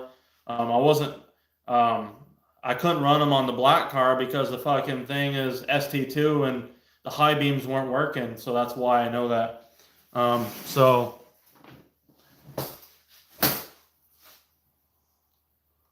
yeah, I appreciate that, CMR. You don't have to. But yeah, that fucking That Fox body is insane. I had a '79 Fox body before the Focus ST, and it was a '79 347 stroker. I had about 440 at the wheels. It did a 10.9 quarter mile. I wasn't drag racing it. The person before me drag raced it, had it built, drag raced it. It had a 3-speed. It was made for drag racing. It wasn't really a street car anyway. But it had a 3-speed automatic transmission in it. You know, just fucking bang, bang, bang. And it was insane. It had a TCI C6 transmission. It was stupid fast. It wasn't faster than my white car. I don't think it was faster in terms of like a roll race. Like if my white car at 410, I think would have beaten it in a roll race, but not in a quarter mile. But yeah, I mean it's kind of crazy. Yeah, the car was quick for NA. I mean it was quick, but I mean it was scary because the rear wheel drive.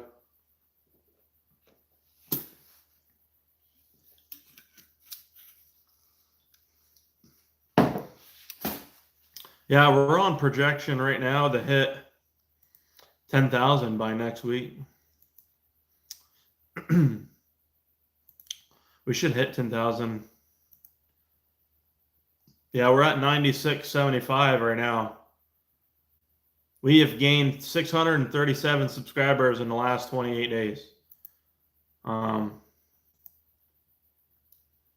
So yeah. We got 7 more days. Let me see here. Analytics.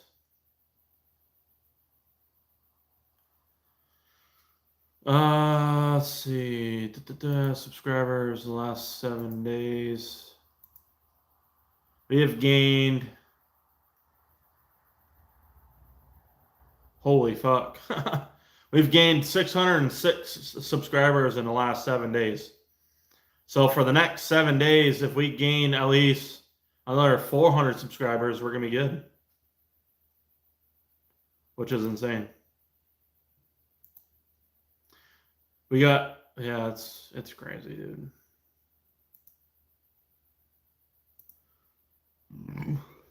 Excuse me. How much boost does a stock turbo and tune push? Stock tune, it will, so it goes up to like 16, 17, possibly even 8. I think it might even go up to 18. And then it drops down to like 14 toward the top end. So getting a flash tune from Alex at Stratified is so worth it. Just for the fact that, you know, it's just more reliable overall.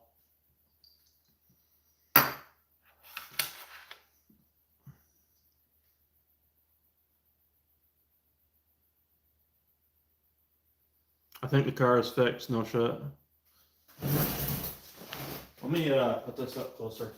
There we go.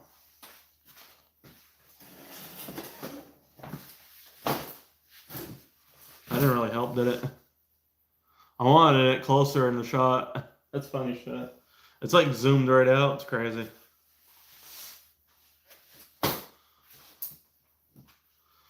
When is that stratified split controller? It's already out, Javin. I talked to him. He's already released it. It's out. It's not a split second controller though. It's a total different program.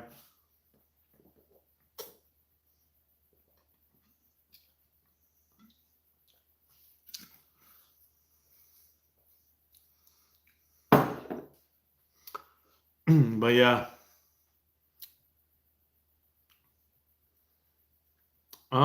You have to go to his website. I talked to him personally. So he told me, I mean, let me see. If you go to his website, you can see it. Let me see if there's a link for his 4-port. The thing is his 4-port is, I like the fact of his controller, but I don't like his 4-port, like the way he runs his lines. I mean, yeah, that can be changed, he doesn't run a return line system like the ESP system where it's like, and his kit is not $1,500 and Elliot's is 900. So I mean, it's just crazy. I'd have to look and see what it is. Let me check my messages after. Um, here is, yeah, here it is right here. Okay. It says sold out. I don't know why.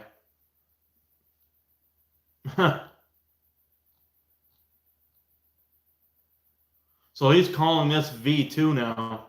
So it's called V2 instead of V1. Become obsolete during the.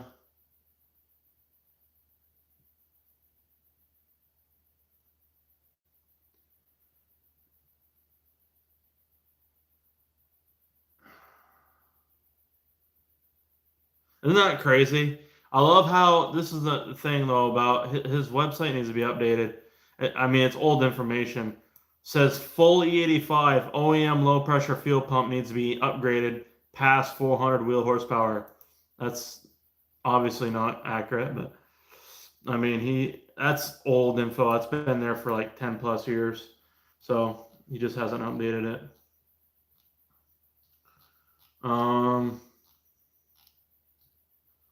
Let me see here. Let me just give you a guys link. Yeah. I don't know why it says sold out though.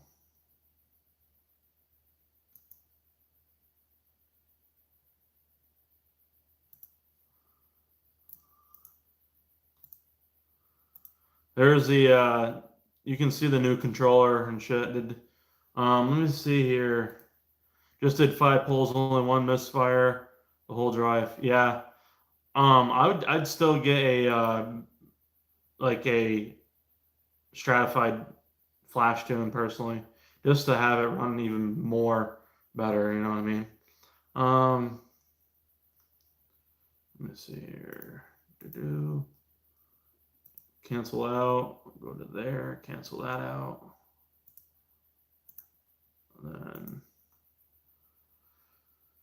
let's see, Facebook.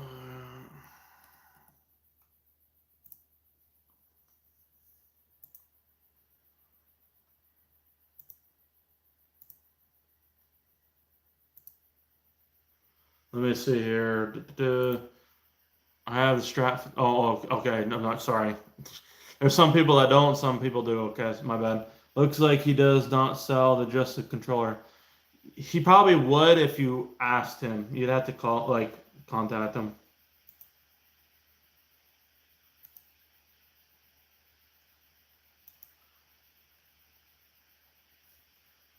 You know what I'm saying?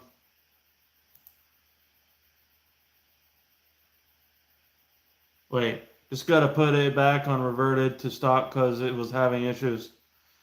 Wait, what?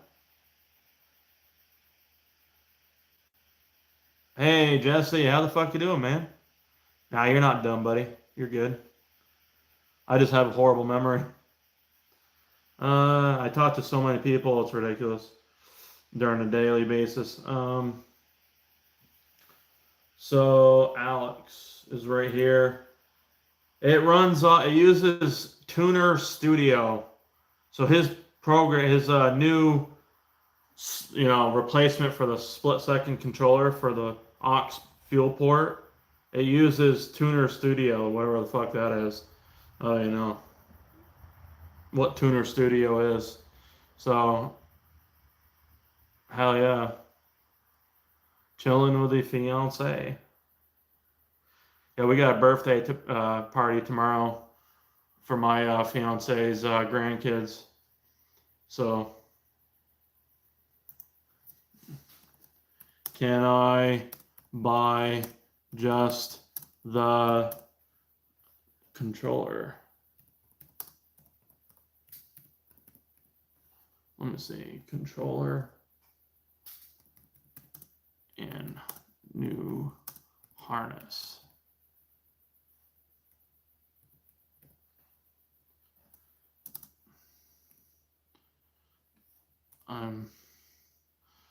How many people that have a 4-port aux field would switch to Alex's new controller? Because I'm asking him if we can buy the controller separately.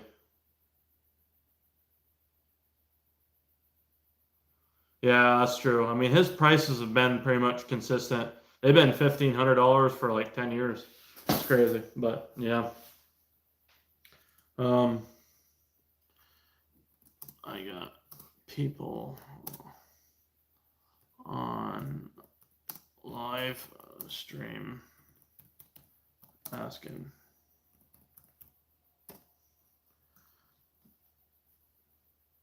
There we go. But I don't think he collects tax. Yeah, I don't think he does either.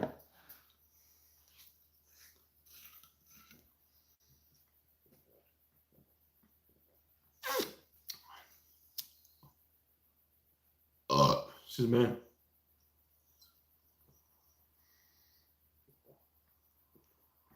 Yeah, of course. There's tariffs. There's tariffs until the fucking countries decide to make a deal with America. That's fair. That's why there's tariffs. That's the whole reason of doing it, to force the other countries into doing a trade deal as soon as possible. That way there's no tariffs. How you doing, Cruiser Mike? How the fuck's it going? Know when you get on this website, you choose your country and you give you the price of your country in no time. So doesn't charge. Okay, yeah, he doesn't charge sales tax. I just asked him if he can sell the controller separately with the new harness. There has to be a new harness too, guys. So with his new controller, it's replaced. You can't use. I don't think you can use the same split-second controller harness. You have to remove the old harness and use the new controller's harness. I wonder if it's a plug-and-play. Is it a plug-and-play harness? Is it a plug-and-play harness? Just finished. What rear motor mount did you get? Which one?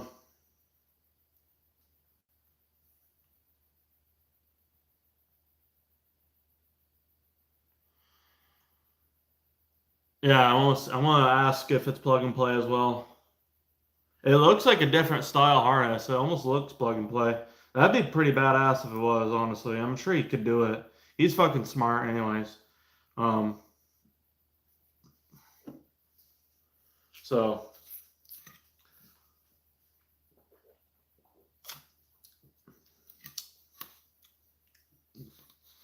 he'll oh hell yeah, CPE stage 2. That's the best one right there, boys.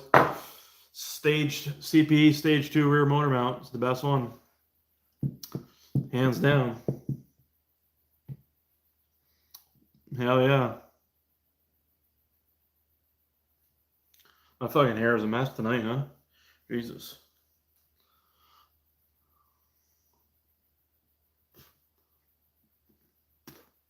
Got hair in my fucking mouth now. Damn. Fuck yeah, America. Hell yeah, brother. Got the Boomba 2-piece and already sent it back twice for a new bushing. Jesus Christ. Are you serious? You hate the CP stage 2? Why? Why do you hate it? That's interesting. I mean, the JBR stage 2 is pretty decent, but it's polyurethane bushings. I haven't had a problem with that, but I also am only putting like 12,000 miles on it, so I haven't really putting it through the longevity, you know. I feel like EPDM is going to last longer than polyurethane, possibly, on the CPE, but if you don't like it, sell it to me. Yeah, fucking right. Exactly. Yeah. Oh, really? Huh. That's interesting. Well, there's only one bushing on the stage 2 mount. It's the one that's on the dog bone itself. and the one that's on the subframe is solid. So the stage 1 is got a bushing that usually craps out on the CPE, and it's just replacing the one that's the weakest point on the subframe. The power flex inserts for the side and have done me well, yeah. Beware though. Okay, so on this black car, the guy had a bolt. His bolts broke on his transmission mount. That's the first time I ever heard of that.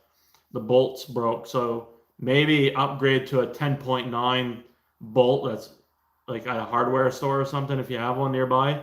Upgrade your bolts from an 8.8 to a 10.9 on the transmission mount if you're stock still. The thing is with the passenger side one, that's the one you really got to worry about other than the rear motor mount. The passenger side one has been known to fail, like it'll blow out grease and shit like that. And it also can break. And when it breaks, it literally collapses your engine onto your fucking axle and snaps your axle. It's a fucking mess. So yeah, that's one thing. I don't know when they installed my trans. I'm pretty sure they put Loctite to all the bolts, and I can't get the damn. Oh Jesus! Well, that ain't the motor mount's fault, now is it? They probably over tightened the fuck out of it too. Who knows? That's crazy, dude. I'm sorry to hear that. I've heard a few people come stage 2 remotes going bad.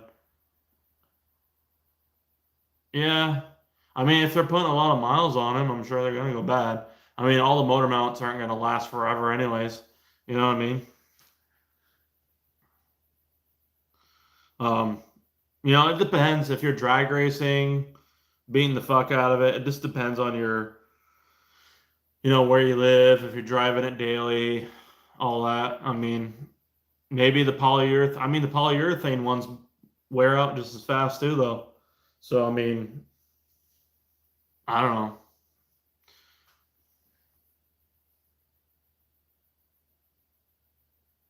Who knows which one is actually the best for longevity? Maybe the JBR Stage 2 one is better for longevity. I don't know. Like I said, it just depends on how you drive your car. Everyone's different. But yeah.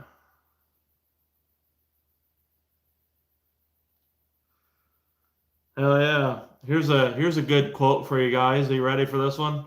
It just came up on my Facebook memories from 11 years ago. You ready for this quote? Better is a poor man. Okay, so here let me start that over. Better is a poor man who walks in his own integrity than a rich man who is crooked in his ways. So better is a poor man who walks in his integrity than a rich man who is crooked in his ways. Yeah, it's true. Got AWR waiting to replace it. More than likely over torqued it. Still hunting down this crazy knocking from the under the car. That's probably what's going on. Something knocking. You will see the fluid for sure. Passenger, yeah.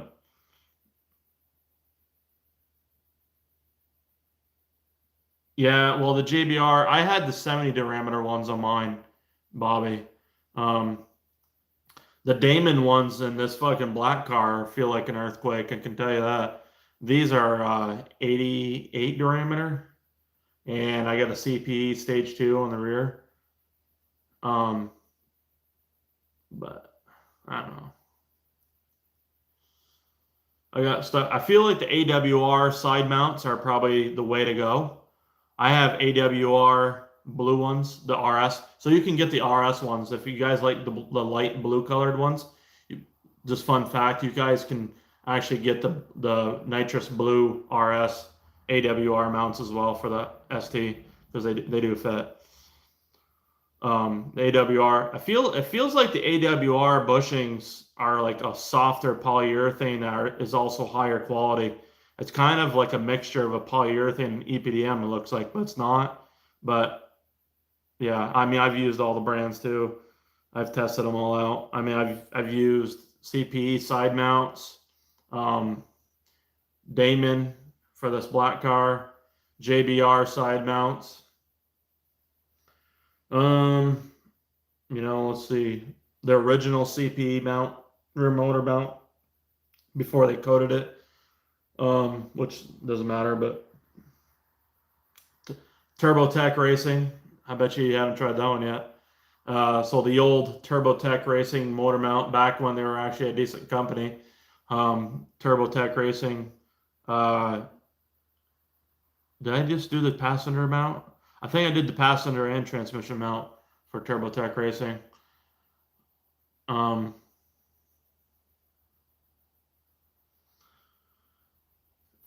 So yeah, TurboTech Racing side mounts were my first ones, and then I had the CPE Stage 2 before those. That was my first one, and then what did I go after? I don't know. I did so many of them. I've tried them all, but I didn't go with the obvious Cobb rear motor mount or Mountune. Like I wouldn't personally. I just wouldn't go that route because I knew they weren't going to be better or superior to the Stage 2 CPE or Stage 2 JBR. But checked intercooler. It's secure, isn't my intake. I'm starting to think it's my cold side pipe hitting the pan. Yeah, it could be. That's why you should go with the ESP hot side pipe and get the silicone cold pipe from him as well. It'd be a lot better for you overall. And you'd also be able to service the tile blow-off valve a lot easier. And it's actually louder when it's lower down there because it angles kind of downward a little bit, and the sound waves bounce off the ground, so you actually hear it more because the tile blow-off valve is fucking quiet until you put it like on the hot pipe. Then it's fucking pretty decently loud. That's why I like the what is it? The Turbo Smart Raceport.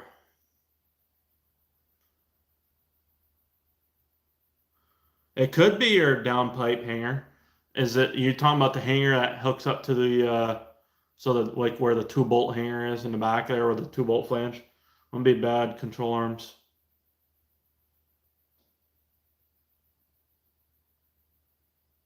I got a go grab donuts. I'm fat. Hey boys. Hell yeah, brother. No problem, man. We'll get that shipped out for you tomorrow morning. And congratulations on winning. Make sure if anybody has to bounce, just remember, most likely our next live stream, which is going to be number 30, is going to be the best live stream we've had. Let's count on it, because also it's going to be our 10,000 subscriber celebration live stream as well, which is going to be insane timing because of that. It's going to be fucking sick. So we're going to do a giveaway on some things. I can send you a video of it. Yeah, send me a video on Facebook, on Messenger. Yeah, that'll work. Let me hear what it is. I can probably, maybe I'll tell you. How's your car doing, Bobby? Is it running good?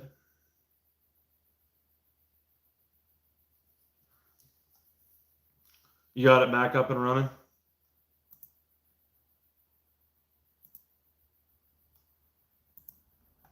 Wait, what? What? I feel I'm maybe doing this wrong. Keep me.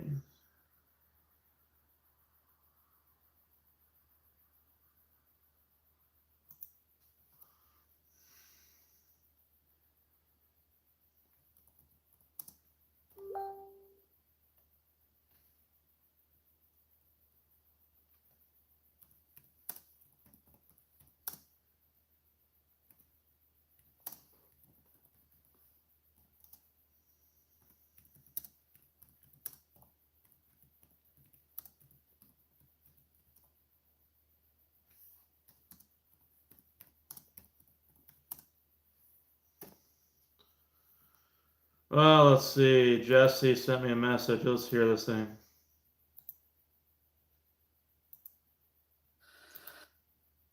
Wait, what?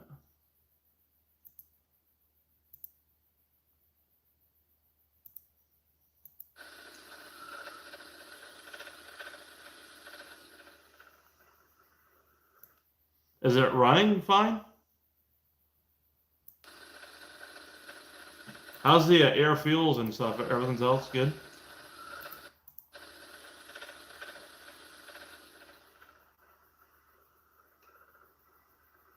Well, that's rattling a lot. Why is it vibrating so much? Is it your motor mount doing that? Wait, whoa. I can wait. About to race a CTSV Nightwing or Dark Blackwing, whatever they are.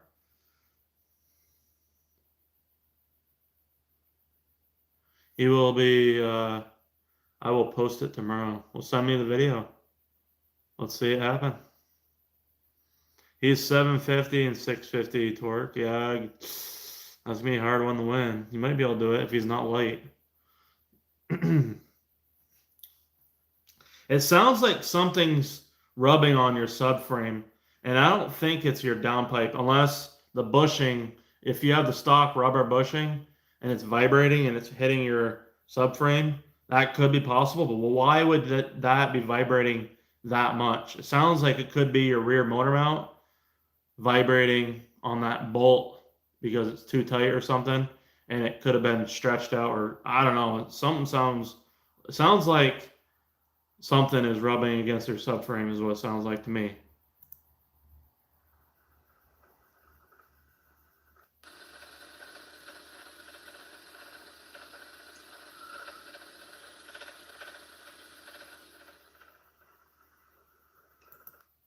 You should. Can you try opening up your hood? Go down in the same video. Go down below and in the front and kind of see if we can hear it better.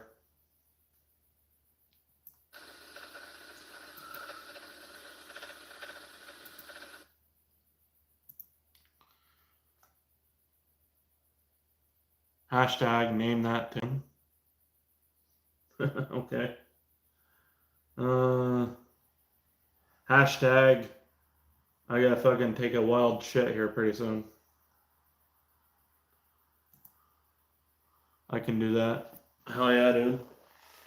I'm just curious. To me, it sounds like a subframe sound because I've had something rub against my subframe before, and it sounded very similar. Just that constant rattling. You know what I mean? And when you have upgraded mounts like that, it's gonna fucking rattle even more. So you think it rattles a lot now? Wait until you do a balance shaft delete. It's like adding another rear motor mount upgrade of vibration basically on top. So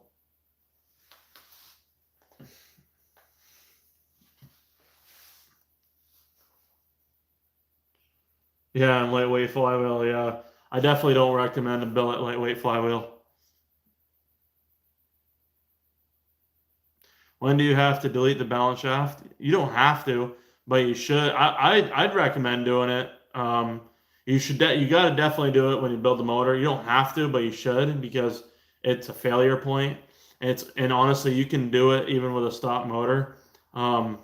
It's not needed. The only reason it's there is to fucking keep the vibrations down because it's an inline four cylinder. Inline four cylinders are notorious for vibrations naturally.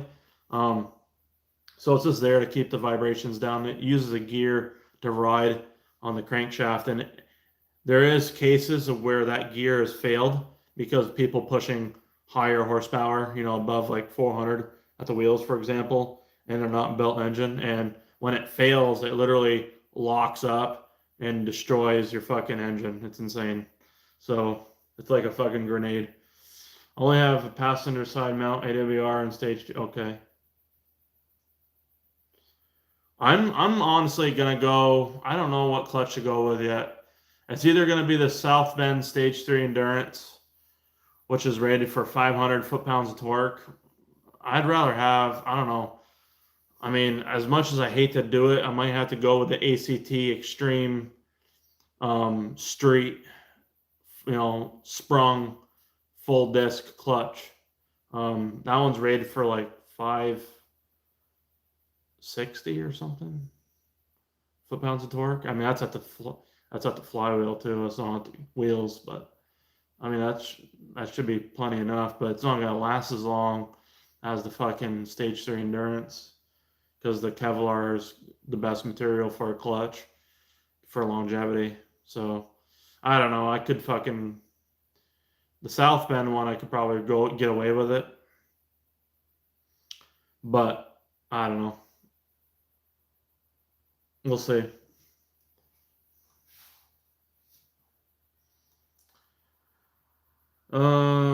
Yeah. Let's see here.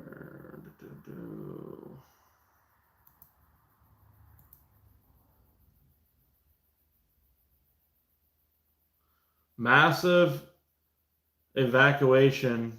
Wait, evacuation's underway after a massive oil plant explosion in Louisiana. Holy shit.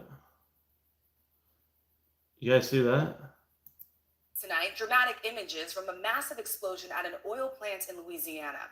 A fireball flaring up from city supply in my Roseland God. as flames surrounded oil tanks. The blast prompting evacuation throughout the town. No injuries reported tonight. Woo. Authorities are looking into what caused that explosion. Yeah, shit happens. I don't understand that language. Okay.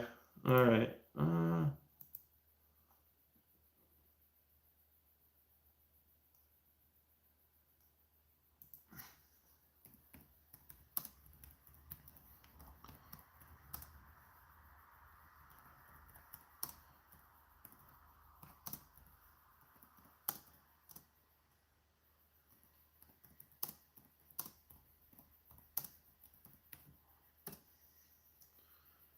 Let's see what we got here.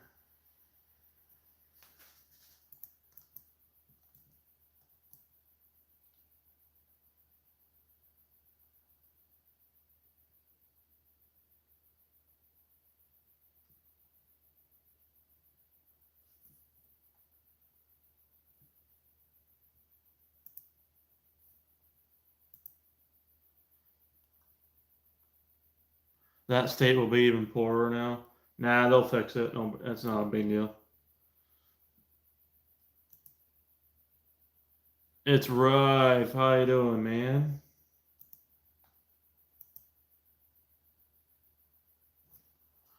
Looks good.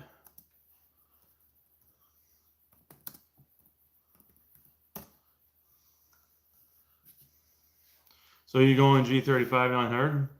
Should I go back to You're saying should I go back to G35 900? I think I should, honestly, shouldn't I? I think I should. But then I'm spending more money and getting the fucking, you know what I mean? Caleb Curtis, how the fuck is it going tonight? Yeah, I sent you a message, by the way. Everything looks good. I mean, I couldn't zoom in, but it looks like it's better than it was. I mean, it don't look bad.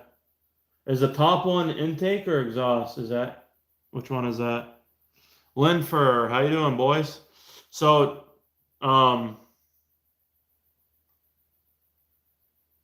just so you know, we have 3 upgraded purge lines left, and I mentioned it earlier. I'm gonna be giving them away tonight. If we can get all 3 of them sold tonight, I'm gonna give you guys. It's gonna be even a better deal. So it'll be 250 a piece instead of 260. So I'm basically, because what I do is the reason why I charge 260 is because I add on $10 for shipping. That way there it covers it. But what I'll do is I waive the shipping, so it'll be 250. So there's 3 of them left. Your ST's in rough shape. What's wrong with it? What's going on? Yeah, so we got 3 of them left out of this batch right here. So if we can get 3 of these bad boys gone tonight, They're gonna be $250 a piece tonight. So, I mean, if anybody wants an upgraded purge line, it's well worth it.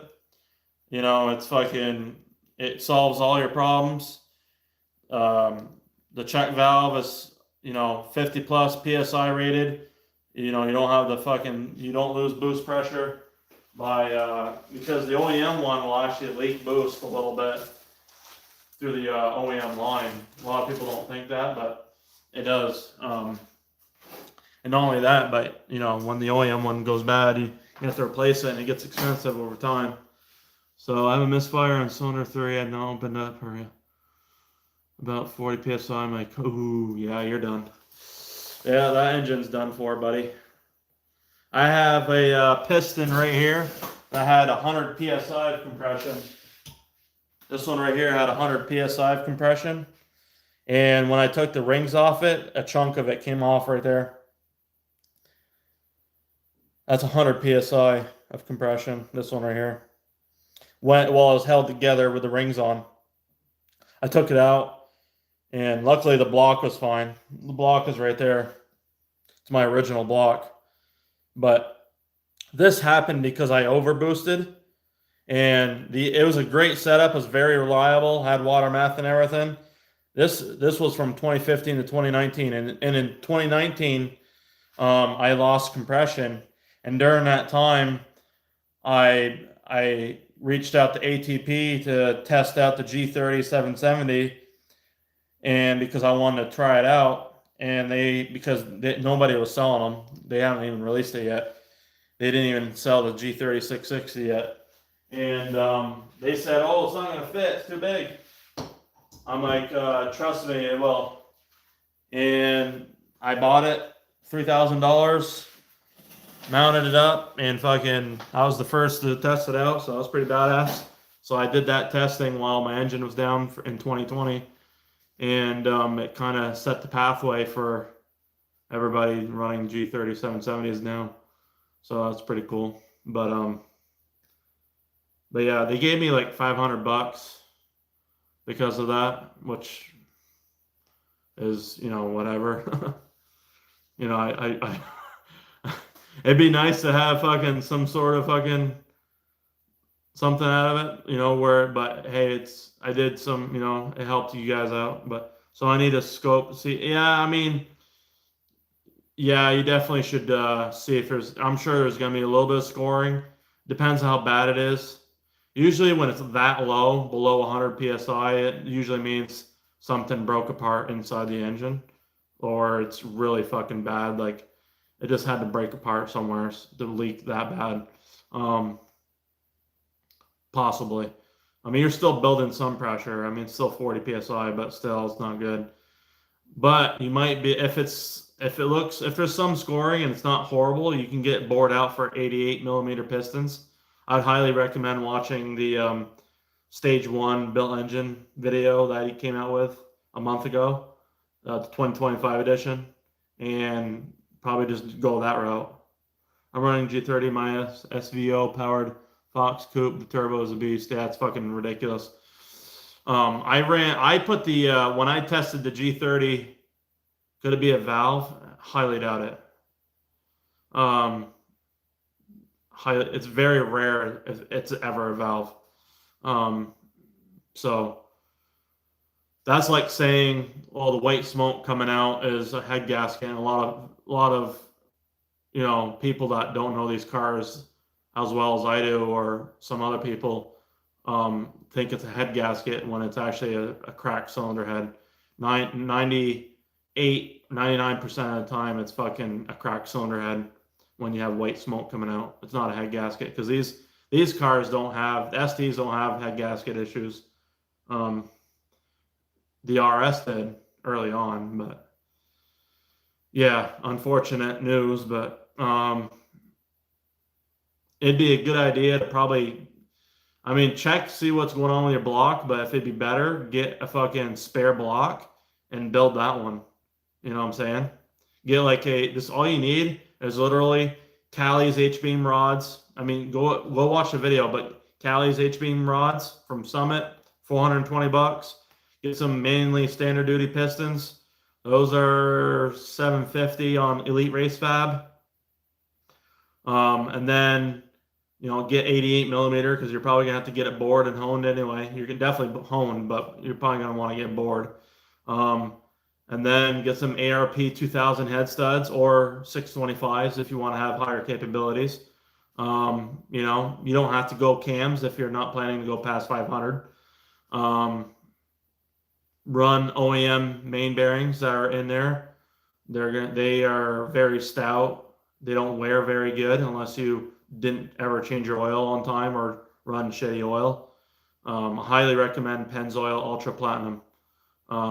And also, the guys that are in here, if you guys could, click the thumbs up button. That way there, it helps the algorithm. And yeah, if I can. But yeah, if you guys are interested in a Purge line, my email's up at the top. It's whiteblurst@gmail.com. Just contact me through there. We use PayPal or Cash App for payment. And then once I receive payment, you basically email me your address info and I'll ship it right out to you ASAP. It's a very fast process. Nobody will outdo me as far as how fast I ship these things. It's just not going to happen.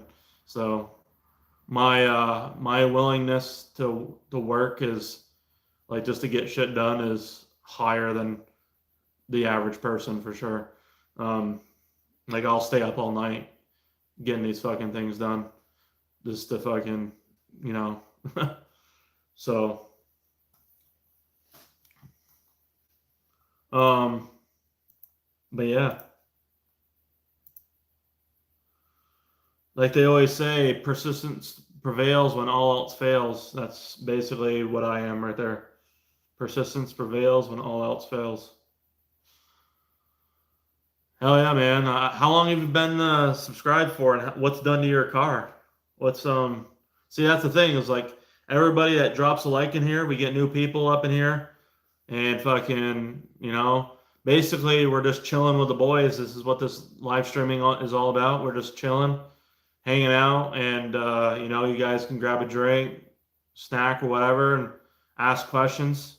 Cali's is $450 on Mountoon's website, but if you type the number in, go to Summit Racing, they're $425.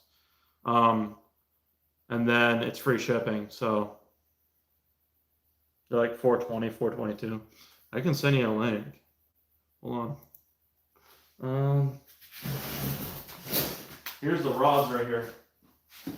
So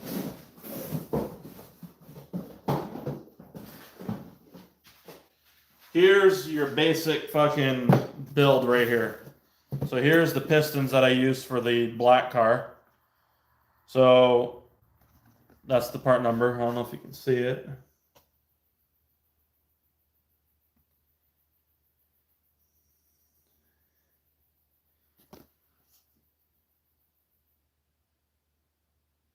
Right there. Hell yeah, right there. Okay. And then here's the Cali's rods part number.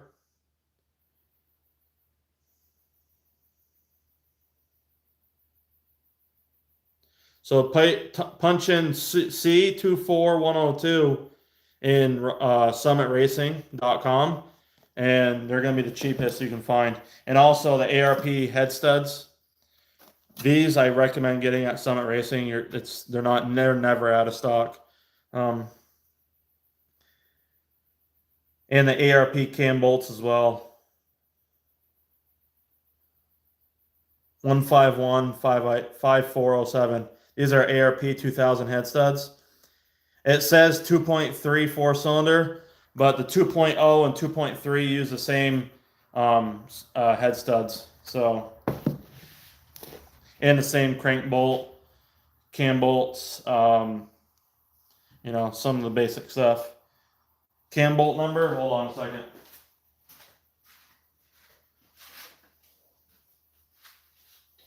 Let's see here. Cam bolt.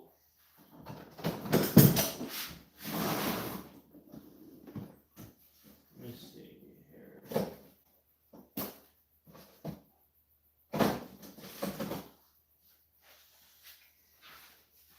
Here is the cam bolts right here.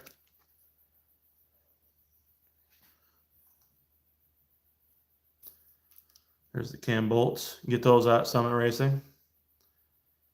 I mean, this is all on my stage 1 build series. Like all the basic stuff to create the foundation for a belt motor anyway is under stage 1. So all the part numbers and everything. You're not going to find content like this anywhere else. That's why we're the fastest growing Focus ST YouTube channel, is because we provide content that nobody else does, and you guys support us.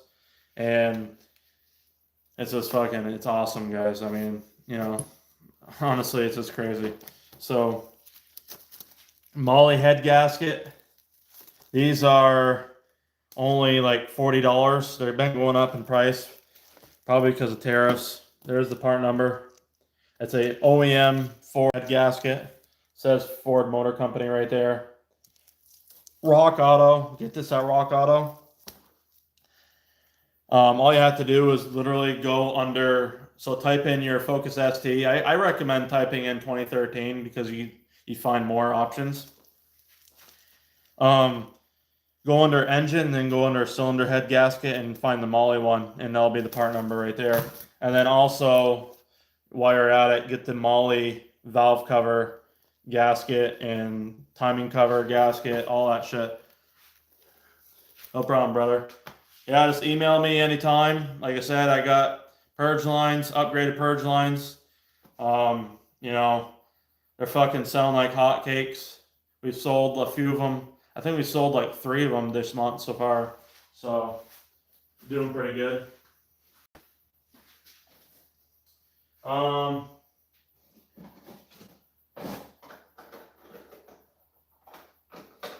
Let's see here.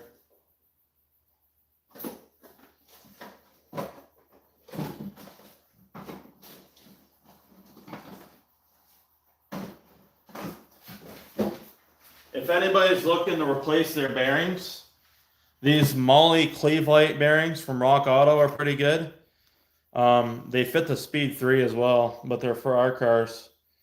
The MS2245A. These are the main bearings, I believe, right here. And then here's the rod bearings. There's the rod bearings right there. Now, that being said, you can reuse your OEM main bearings as long as they don't look damaged or anything. And like I said, highly recommend going to Walmart and get yourself some Pennzoil Platinum, or even Ultra Platinum is even better, 5W30. It's only $26 for 5 quarts, and you need 6 quarts. I always round off to 6. I never did 5.7. I've always done 6 quarts. That 0.3 doesn't matter at all. So, and when you do a balance shaft delete, it's another quart on top of that. So 7 quarts. So that's another benefit to doing the balance shaft delete, other than the fact that you're removing 18 pounds off the crankshaft, and it basically eliminates more parasitic loss, or parasitic drag is what I want to say, and allows your engine to run more freely. So, and it gets rid of another failure point. So yeah. Here is, if anybody's interested in getting the ARP crank bolt, that's the part number for that.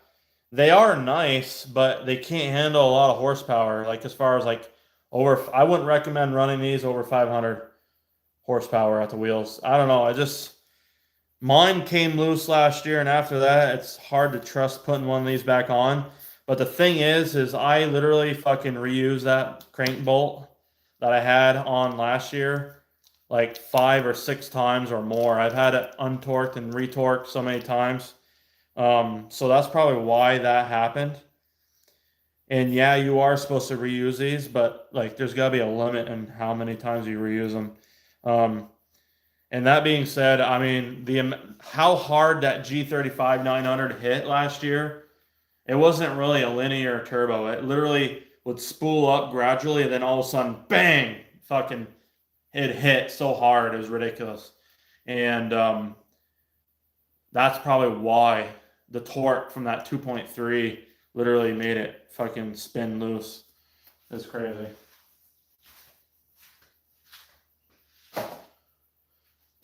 So, yeah. So that's really why I want to go back to my 7163 EFR, run it on the RS cylinder head, just to see how that goes. I'm curious about the intake, exhaust target clearance. What you recommend for my setup? Wait, you mean for the buckets?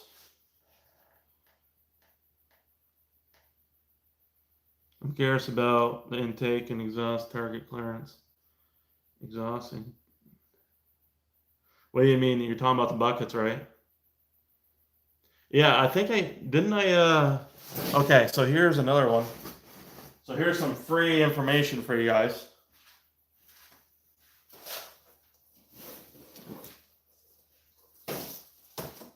So, well, I mean, what you have didn't look bad.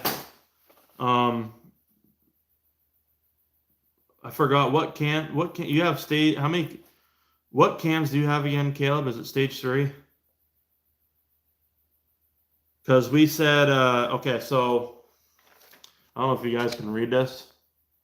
This is the Piper cams spec sheet for the clearances and shit. And where I have it like marked is gonna be, so for this is crazy. Stage 1, stage 3, and stage 4 literally have the same clearances for the valve lash, which is 0.010 inches on the intake side and 0.012, so 12 thousandths. So 10 thousandths on the intake side and 12 thousandths on the exhaust side. Yeah, you could do that, or I really recommend the I mean, at Walmart, the best 2 filters to get are either the M1209A. I don't know how much bigger that is in comparison to the Wicks. It might be the same size. The better for filtration is going to be the Fram Endurance, synthetic endurance. This is literally an AMSOIL oil filter right here. So this is Fram Endurance 3600. That right there. It's $12 at Walmart. I highly recommend these filters. Now, if you're going to drag race and do some autocrossing, I'd recommend going to Mobile One because you're going to have less restriction. This has got more of a fiber, like basically it's got the cellulose fiber media like the Wicks does, the glass cellulose fiber. And this right here, the Fram Endurance, has the full synthetic media. Unlike, like I've tried the Fram Ultra and that shit's junk. We had it, I tested it out, not in my Focus, obviously. I tested it out in the 4Runner, and when I took the filter out, it literally was like all meshed together. And then when I put one of these ones in, we did a Route 66 trip last year, and it literally 5,000 miles, it was 5,100 miles. I changed the oil in the filter, and it literally looked like it could have gone another 5,000 miles easily. So it held together really nicely. And it was 122 degrees in Amboy, California. So it was pretty insane.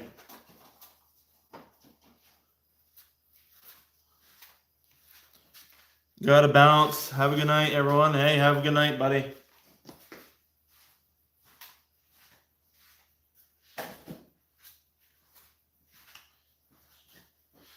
Appreciate it. I'm doing the math right now, rebuilding them. Yeah. Now, if you really want to run a big bastard oil filter, you need an oil adapter, oil filter adapter. You want to run a big bastard oil filter, you get the FE8A. And I mean, here's an example. Here's the FL400S that everybody loves so much. And by the way, these are like the worst oil filters in fucking history for filtration. The Motorcraft brand, that is what I'm talking about. But look at this. Talk about a fucking propane canister worth of fucking oil filter right here.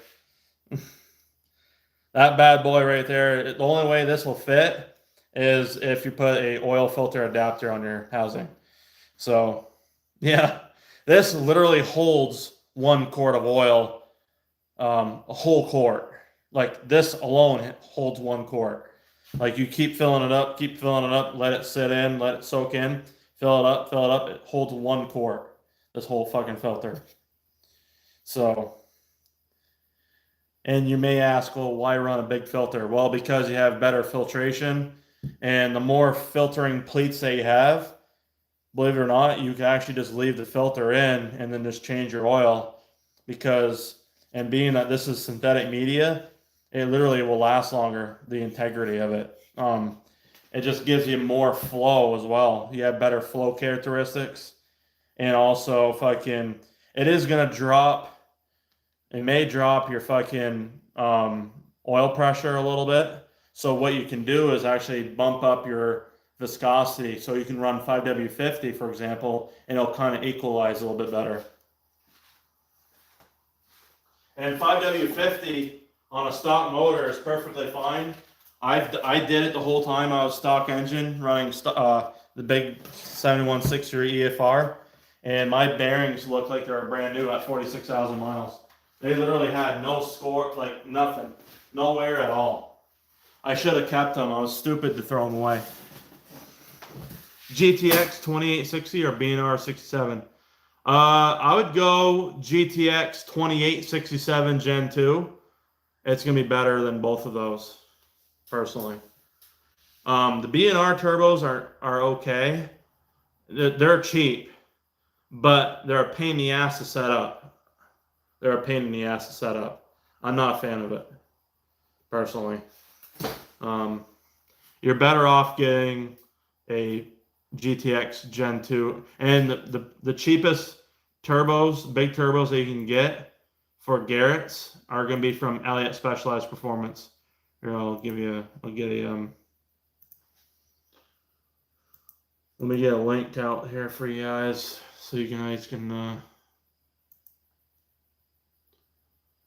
yeah, I mean, the 28, I mean, I don't know, you probably didn't see my, if you guys watch my best turbo selection series, you kind of would have an idea. Mine is stock, 125,000 miles. Yeah, your stock, okay, that's a problem. Well, I mean, it's not a problem, but brother, you need an intercooler upgrade at least or something. Damn. Okay, so here's an example. This black ST, the Dark Knight ST, which is, there's a video series coming out this fall that I rebuilt. He went through 2 cylinder heads. He cracked 2 cylinder heads within 10,000 miles of each other. And the first cylinder, so this engine, this car has 151,000 miles on it. And most of its life it was driven on Interstate 10 from Florida to Texas. That's why it racked up a lot of miles. So it's all a lot of highway miles. And then when they got it up to New York, the fucking guy had a tune on it with a stock intercooler and a stock downpipe, and that's why it cracked the cylinder head. So you have to fucking get an intercooler and a catless downpipe or a high flow downpipe at least. Because otherwise, I'm telling you, you're gonna end up having worse fucking reliability out of it. and you're going to run into this kind of an issue, and you don't want to do that. So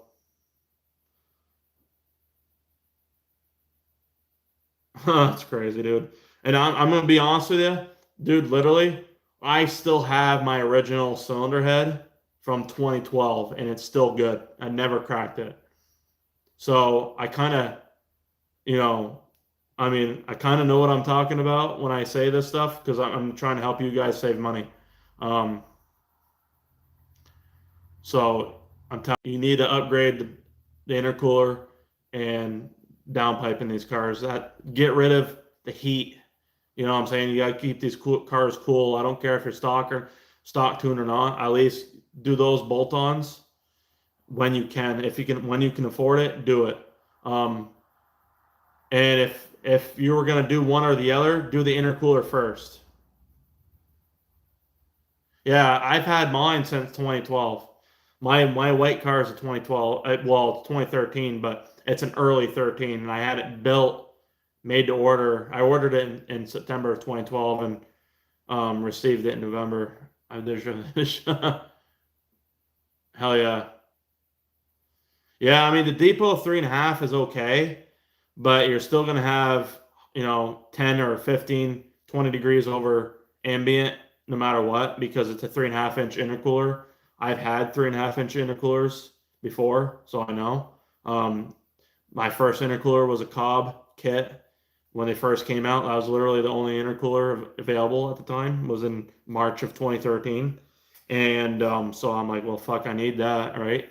Um, and yeah, it's crazy, dude. Fucking the CV Fab one. So if you look at the pinned thing at the top, Linfer and whoever else, it's CV Fab. So here, I got unpin that.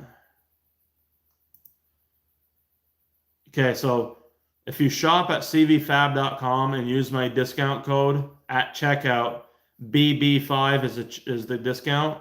There's no taxes and no shipping costs. It's $475 for the intercooler, and you can have an option for the black or the silver one. And then they also have downpipes. The Catalyst one's only $200, and with the discount code, I think it's like $10 off from that, and then it's $25 off the intercooler. So, I mean, for the money, it's the best quality, everything. I mean, and I'm not just saying that to fucking put the code out there. I'm literally, the only reason I do it is because I want to share the information. I was affiliated with CV Fab before fucking they even got popular with like Graveyard and all them guys were selling their shit before they were even selling their shit. Because I actually reached out to Graveyard and Edge, telling them, hey, you guys need to start selling CV Fab intercoolers and stuff because they're fucking top notch. Because I talked to the owner, Jason Anderson, and dude, he's fucking. I'm just telling you, like the way they build these intercoolers and fucking the downpipes are just next level for the size of them and everything. It's everything. It's all built in the USA and shit. It's right in Florida. We'll have to rip it apart now. I have to kept it in good shape in 2 weeks. Yeah, it's crazy. What was I gonna do? Oh, the turbo stuff, Elliot. Specialized performance. So for the turbos,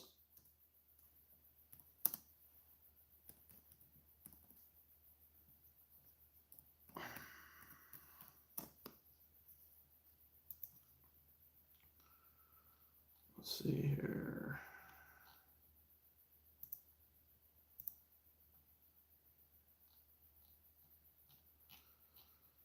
Here is do you want so the 2860, okay, so just keep in mind, these pictures that he has on his website are older pictures. They haven't been updated. So they look like they don't look as good as what they would be in person. So just keep that in mind. So I can just honestly just send you the link to his site here.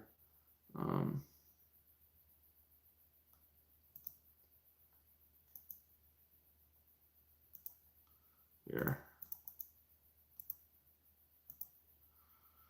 That's his website right there. Just click on it and then go shop and then hit Focus SD. So with stock transmission, what should I do with my engine rebuild to get this back on the road? I would definitely, I mean, if you got it all apart and you're rebuilding the motor, definitely upgrade to a clutch. Upgrade your clutch. Go with like and you can get this shit through him as well. Tell him that White Blur ST sent you, and he might give you a discount. He may give you a discount. And I'd recommend either ACT or get a stage three endurance South Bend clutch. They are expensive. It's like $1,400 for all these clutches nowadays with the steel flywheel. But it's definitely, worth it.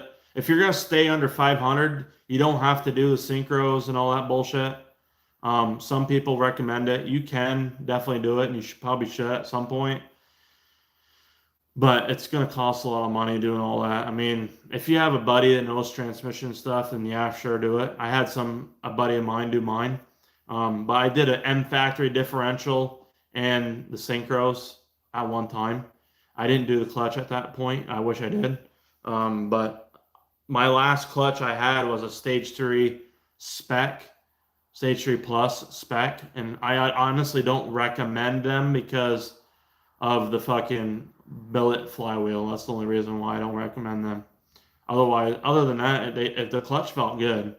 Like, it's very similar to stock. I just didn't like the flywheel. It's too chattery, too much gear rattle. But yeah, other than that, I mean, I highly recommend watching. So if you do this right, the best mods for your money, 2025 edition, you should watch all that first because it's in order. And then go and watch Stage 1 Built Engine Series 2025 edition, because then all the best mods that you've done that you can afford creates the foundation for building your motor, right? So then you go to build your motor. Okay, so now Stage 1 offers what you need to do to create that base layer for the reliability of that, for your horsepower goals. So hopefully that makes sense. But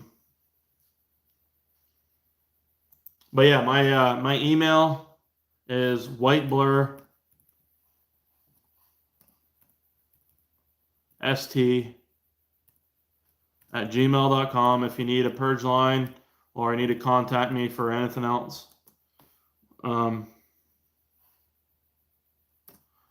That's my email.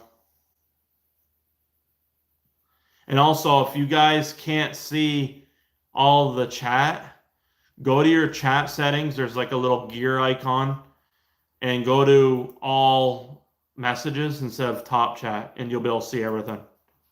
So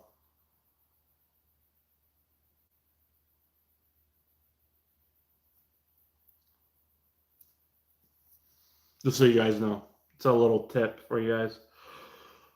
Oh shit, I need to drink more water. I know that. It's been a great stream though. We got 11 likes, 184 views on the live stream. That's fucking insane.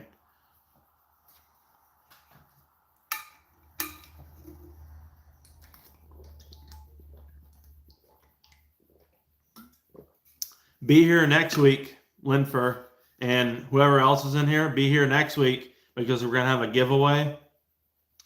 Once we hit 10,000 subscribers, we're going to do a giveaway. And it should be by next Friday is what my projection is. So hopefully we hit 10,000 subscribers. And also next Friday is also our fucking 30th stream. So it's going to be a double fucking awesome night. I mean, live stream number 30 is going to be a giga stream, but also it's going to be a fucking 10,000 subscriber. I do have Discord, yeah. I have Discord, yeah. I set it up a few months ago when I was playing Call of Duty Warzone. Have a good night, CMR. Have a good weekend. Yeah, I have Discord. I also have Facebook Messenger too. Facebook. It's White Blur ST on there as well. Yeah, usually I'm live every Friday, yeah. Um if I'm not live, it's because either I have fucking some sort of something going up or something came up or I'm away on vacation or something. But typically we're live between I'm probably gonna go back to 8 o'clock lives because we're busier at 8 o'clock, 8 p.m. Eastern Standard Time. Um, a lot of times I like to go or a little bit earlier, like 6 o'clock, because then the UK guys can be in here, in Europe and all that. They can hop in before they go to bed. But you know, so I like to go a little bit earlier sometimes. Depends what's going on for dinner and all that. But yeah,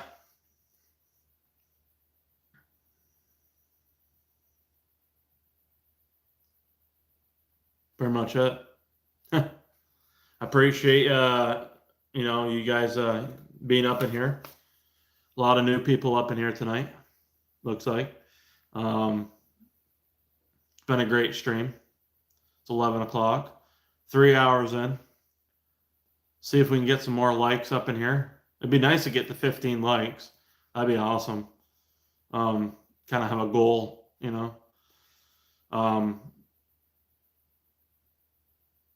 But yeah, if you guys have any more questions, any more concerns, I appreciate you, Limfer. I appreciate all you guys. You guys have been awesome tonight. Go check out that. So go check out cvfab.com. Check that intercooler out and just go under Focus ST. It doesn't matter what year, 13 through 18, as far as the intercooler goes, or the downpipe.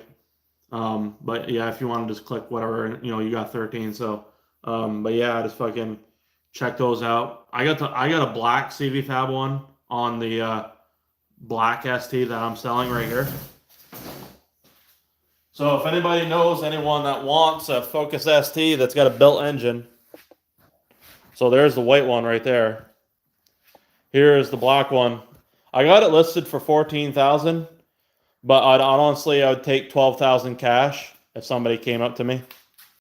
It just got polished and buffed, clay barred, and all that good stuff. It's got a built bottom end, stock cams, stock turbo, low mileage stock turbo. I have another stock turbo that I'm selling.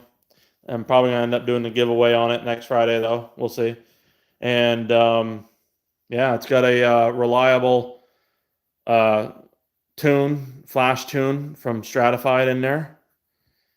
ARP 2000s, Manly pistons, Cali's rods. Yeah, all the good shit, man. ARP cam bolts, Cobb catback, catless downpipe, CV Fab intercooler, which is, let's see here. It's right there. Let me see if I can. So the CV Fab intercooler is 4.5 inches thick, and it's 10 pounds lighter than the 5.5 inch one. See, I made this one very sleek, and it blends in really well because it's black. But you can kind of see. And you can't really see because it's fucking black. It's dark. It's so dark. But yeah, this thing's clean. It's fucking clean right now. Factory tinted windows.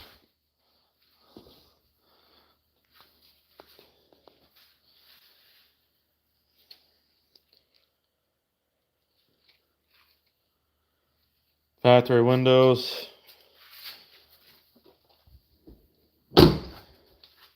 Once I get this car sold, I'm going to have the white car up and running. I'll get that one done. Yeah, this thing is fucking mint. I just did it. Okay, so I just made a video today We just did a rear wiper delete on it. Look at that, boys. Rear wiper delete. I just made a video on how to do that today. It's a short video. Somebody fucking keyed it right here. I can't really do much about that, unfortunately.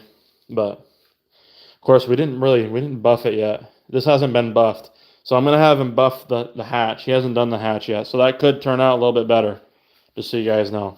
And then the bumper hasn't been done, so he didn't do the wing or the hatch or the rear bumper. But he did the roof and all that. But you can tell, you probably, I don't know if you can actually tell or not, but it's hard to tell. Let me see here.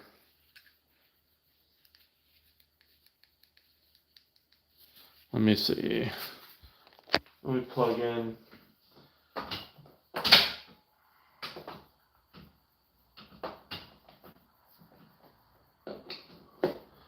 There we go.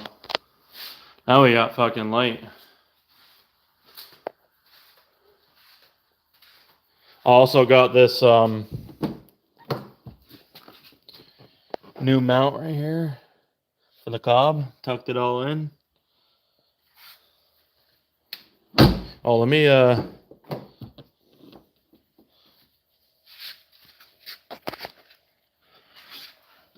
let's pop the hood up.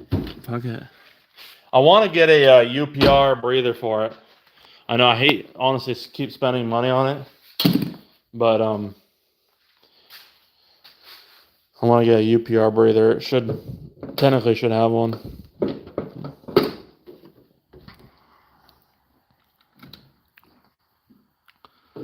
Also, I want to get rid of this fucking, I want to get a black dipstick thing there and black one of these. Get rid of that crap. Get rid of it. So, and then I'm going to get a UPR breather, which I highly recommend, by the way. The best one. I had one of my first mods for the white car was a breather, and is by CFM, Central Florida Motorsports, and that one fucking blows out fucking oil all over the place. The baffling design on it is not as good as the UPR one. So we got a Damon catch can on there. We got the Boomba Composer plate, which honestly I really don't like. I'm not a fan of it because it actually can leak. It's got a small thin gasket, so I may end up swapping that out before I sell it and put the JBR one on there. And it's actually not even routed to the blow-off valve yet because I don't have any extra line. So I need to get some line and route it to that. But for now, it's just hooked up like factory. Oh, by the way, also when you get a stratified flash tune, I also had them disable that facelift fucking PCV sensor back there because I don't have it actually hooked in. So I had a code for that. He was able to actually disable that. So just so you guys know for future reference, that can be disabled. So, but yeah, she's fucking mint. That's the thing. The only thing that really hurts yeah, it's got 151,000 miles on the chassis, but the thing is literally it's got a refreshed motor, timing, everything. Lower mileage cylinder head. It's got a 36,000 mile cylinder head. It's got an 8,000 mile fucking turbo. It's got a refreshed built bottom end, and it's literally ready for 500 wheel horsepower. It's got a brand new RS clutch, dual mass flywheel, throwout bearing, brand new O2 sensors, lower mileage injectors, brand new coil packs, spark plugs, fucking high quality oil, better coolant. So we don't run the Ford shit coolant, the Dex Cool. Even though that looks like it's actually peak heavy duty. So that's the non-2-EHA formula. Highly recommend it. You get it at Walmart for like $14 a gallon. And I can actually show you guys that. Where is it? It's over here. So this stuff right here, that's what I run. Good stuff right there.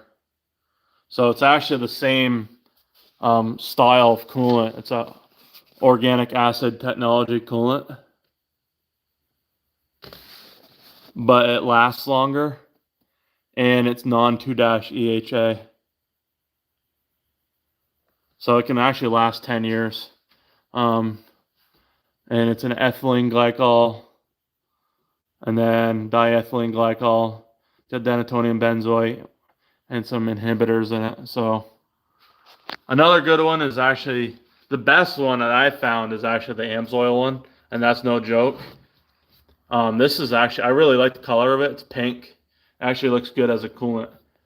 And the reason why I believe this one's better is because, you know, when you have hot coolant in your reservoir, like you open your reservoir cap and it wants to like boil over. Well, this is the only coolant that I've ever seen where that doesn't even do that at all, ever.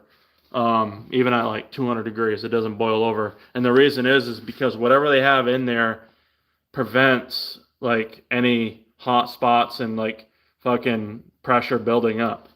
It's insane. And this stuff here is also really good at doing that. But this isn't, it doesn't do as good of a job as the AMSOIL, but this is really good stuff. So if you're going to replace your coolant and do a flush, get this stuff right here. So you need 2 gallons. And then this is what you want for oil right there, ultra platinum.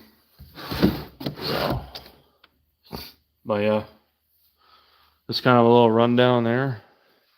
Here's my 7163 FR with a custom 1 out of 1 in the world manifold.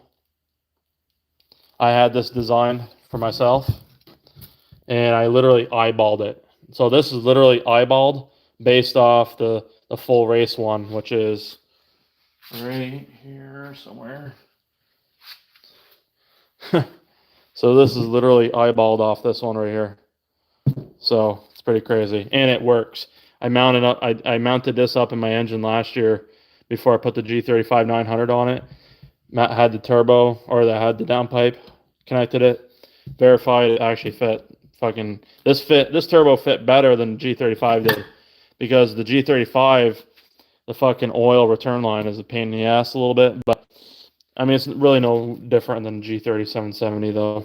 But it's just, this turbo is just way better, and way the positioning is, because you can run a oversized dash 10 custom oil line on it, which I love. So just, you know, custom made that too. So, and then there's my Molly pistons with boost line rods, 2.3 stroker. Down in my reuse.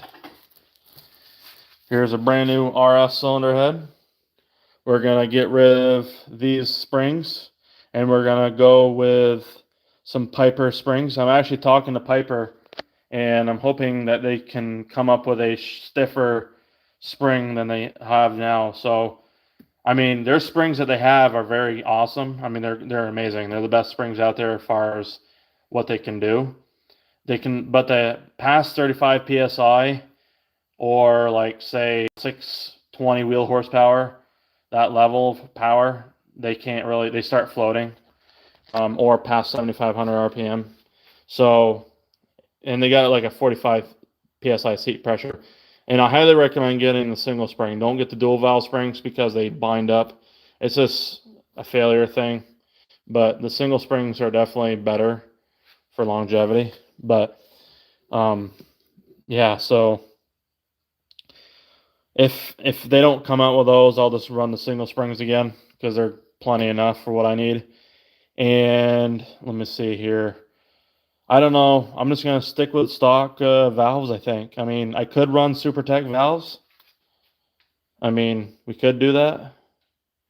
And then maybe get some fucking polishing done. Like, have it polished, so that way there the carbon buildup doesn't actually happen. Like, it doesn't actually build up and insulate the cylinder head and create more heat. If you actually polish this, it'll be smooth and it won't be able to build up.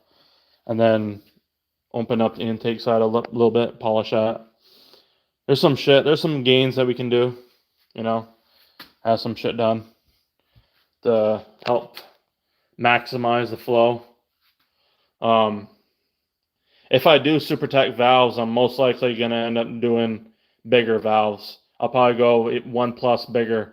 So I'll probably end up doing 31 millimeter exhaust valves and what was it? So 33.5 inch or 33.5 millimeter intake valves instead of 32.5. So that's insane though. Look at that. That's literally the three times the amount of flow versus the ST head, as far as like the size of the holes and shit. I mean, look at that. It's it's crazy. So, but let me see if anybody. Well, I'm looking for. Wait, yeah, I'm off to bed. Have a good night, buddy.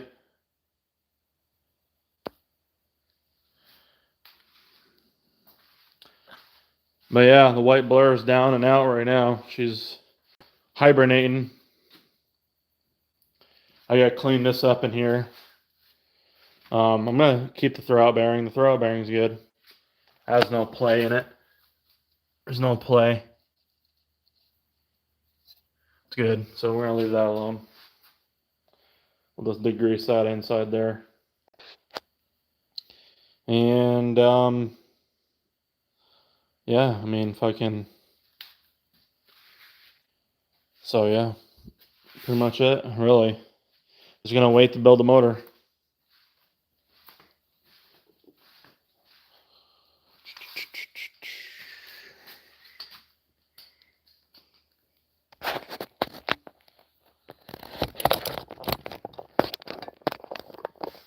But yeah, if anybody is interested in a custom upgraded purge line, just contact me at whiteblurst@gmail.com. Make sure to like the stream, and also liking every video that you watch also will help a lot. If you're gonna at least do me a favor. If you want to support the channel, I mean, yeah, it's awesome to become a member. Becoming a member really helps. But I'm honestly, it's whatever if you don't want to. I don't really care. But if you want to support the stream, at least drop a thumbs up. Drop a like on every video that you watch, because then it just helps push that video out to more people that need this information. And that's what it does. And commenting also does help too, but the likes matter the most. And obviously watch time. So if you guys watch the video fully, it also helps push it out there in the algorithm. But liking it is the biggest thing for the YouTube. So yeah, that's the only thing if I'm gonna ask something from you guys, at least drop a like on every video that you watch. That way there, it just helps, but yeah, so I'm gonna end the stream, boys. I gotta go fucking take a wild dump, Taco Bell style. So, I mean, you guys can wait here, or I can just end it right now. I mean, honestly, you guys should go and enjoy your Friday night. And, we'll see you next Friday. Hopefully for the 10,000 subscriber, the 10,000 subscriber count or celebration, and also the fucking 30th stream. So appreciate you guys. Thank you very much. Love you all, and appreciate it. So have a good weekend, guys.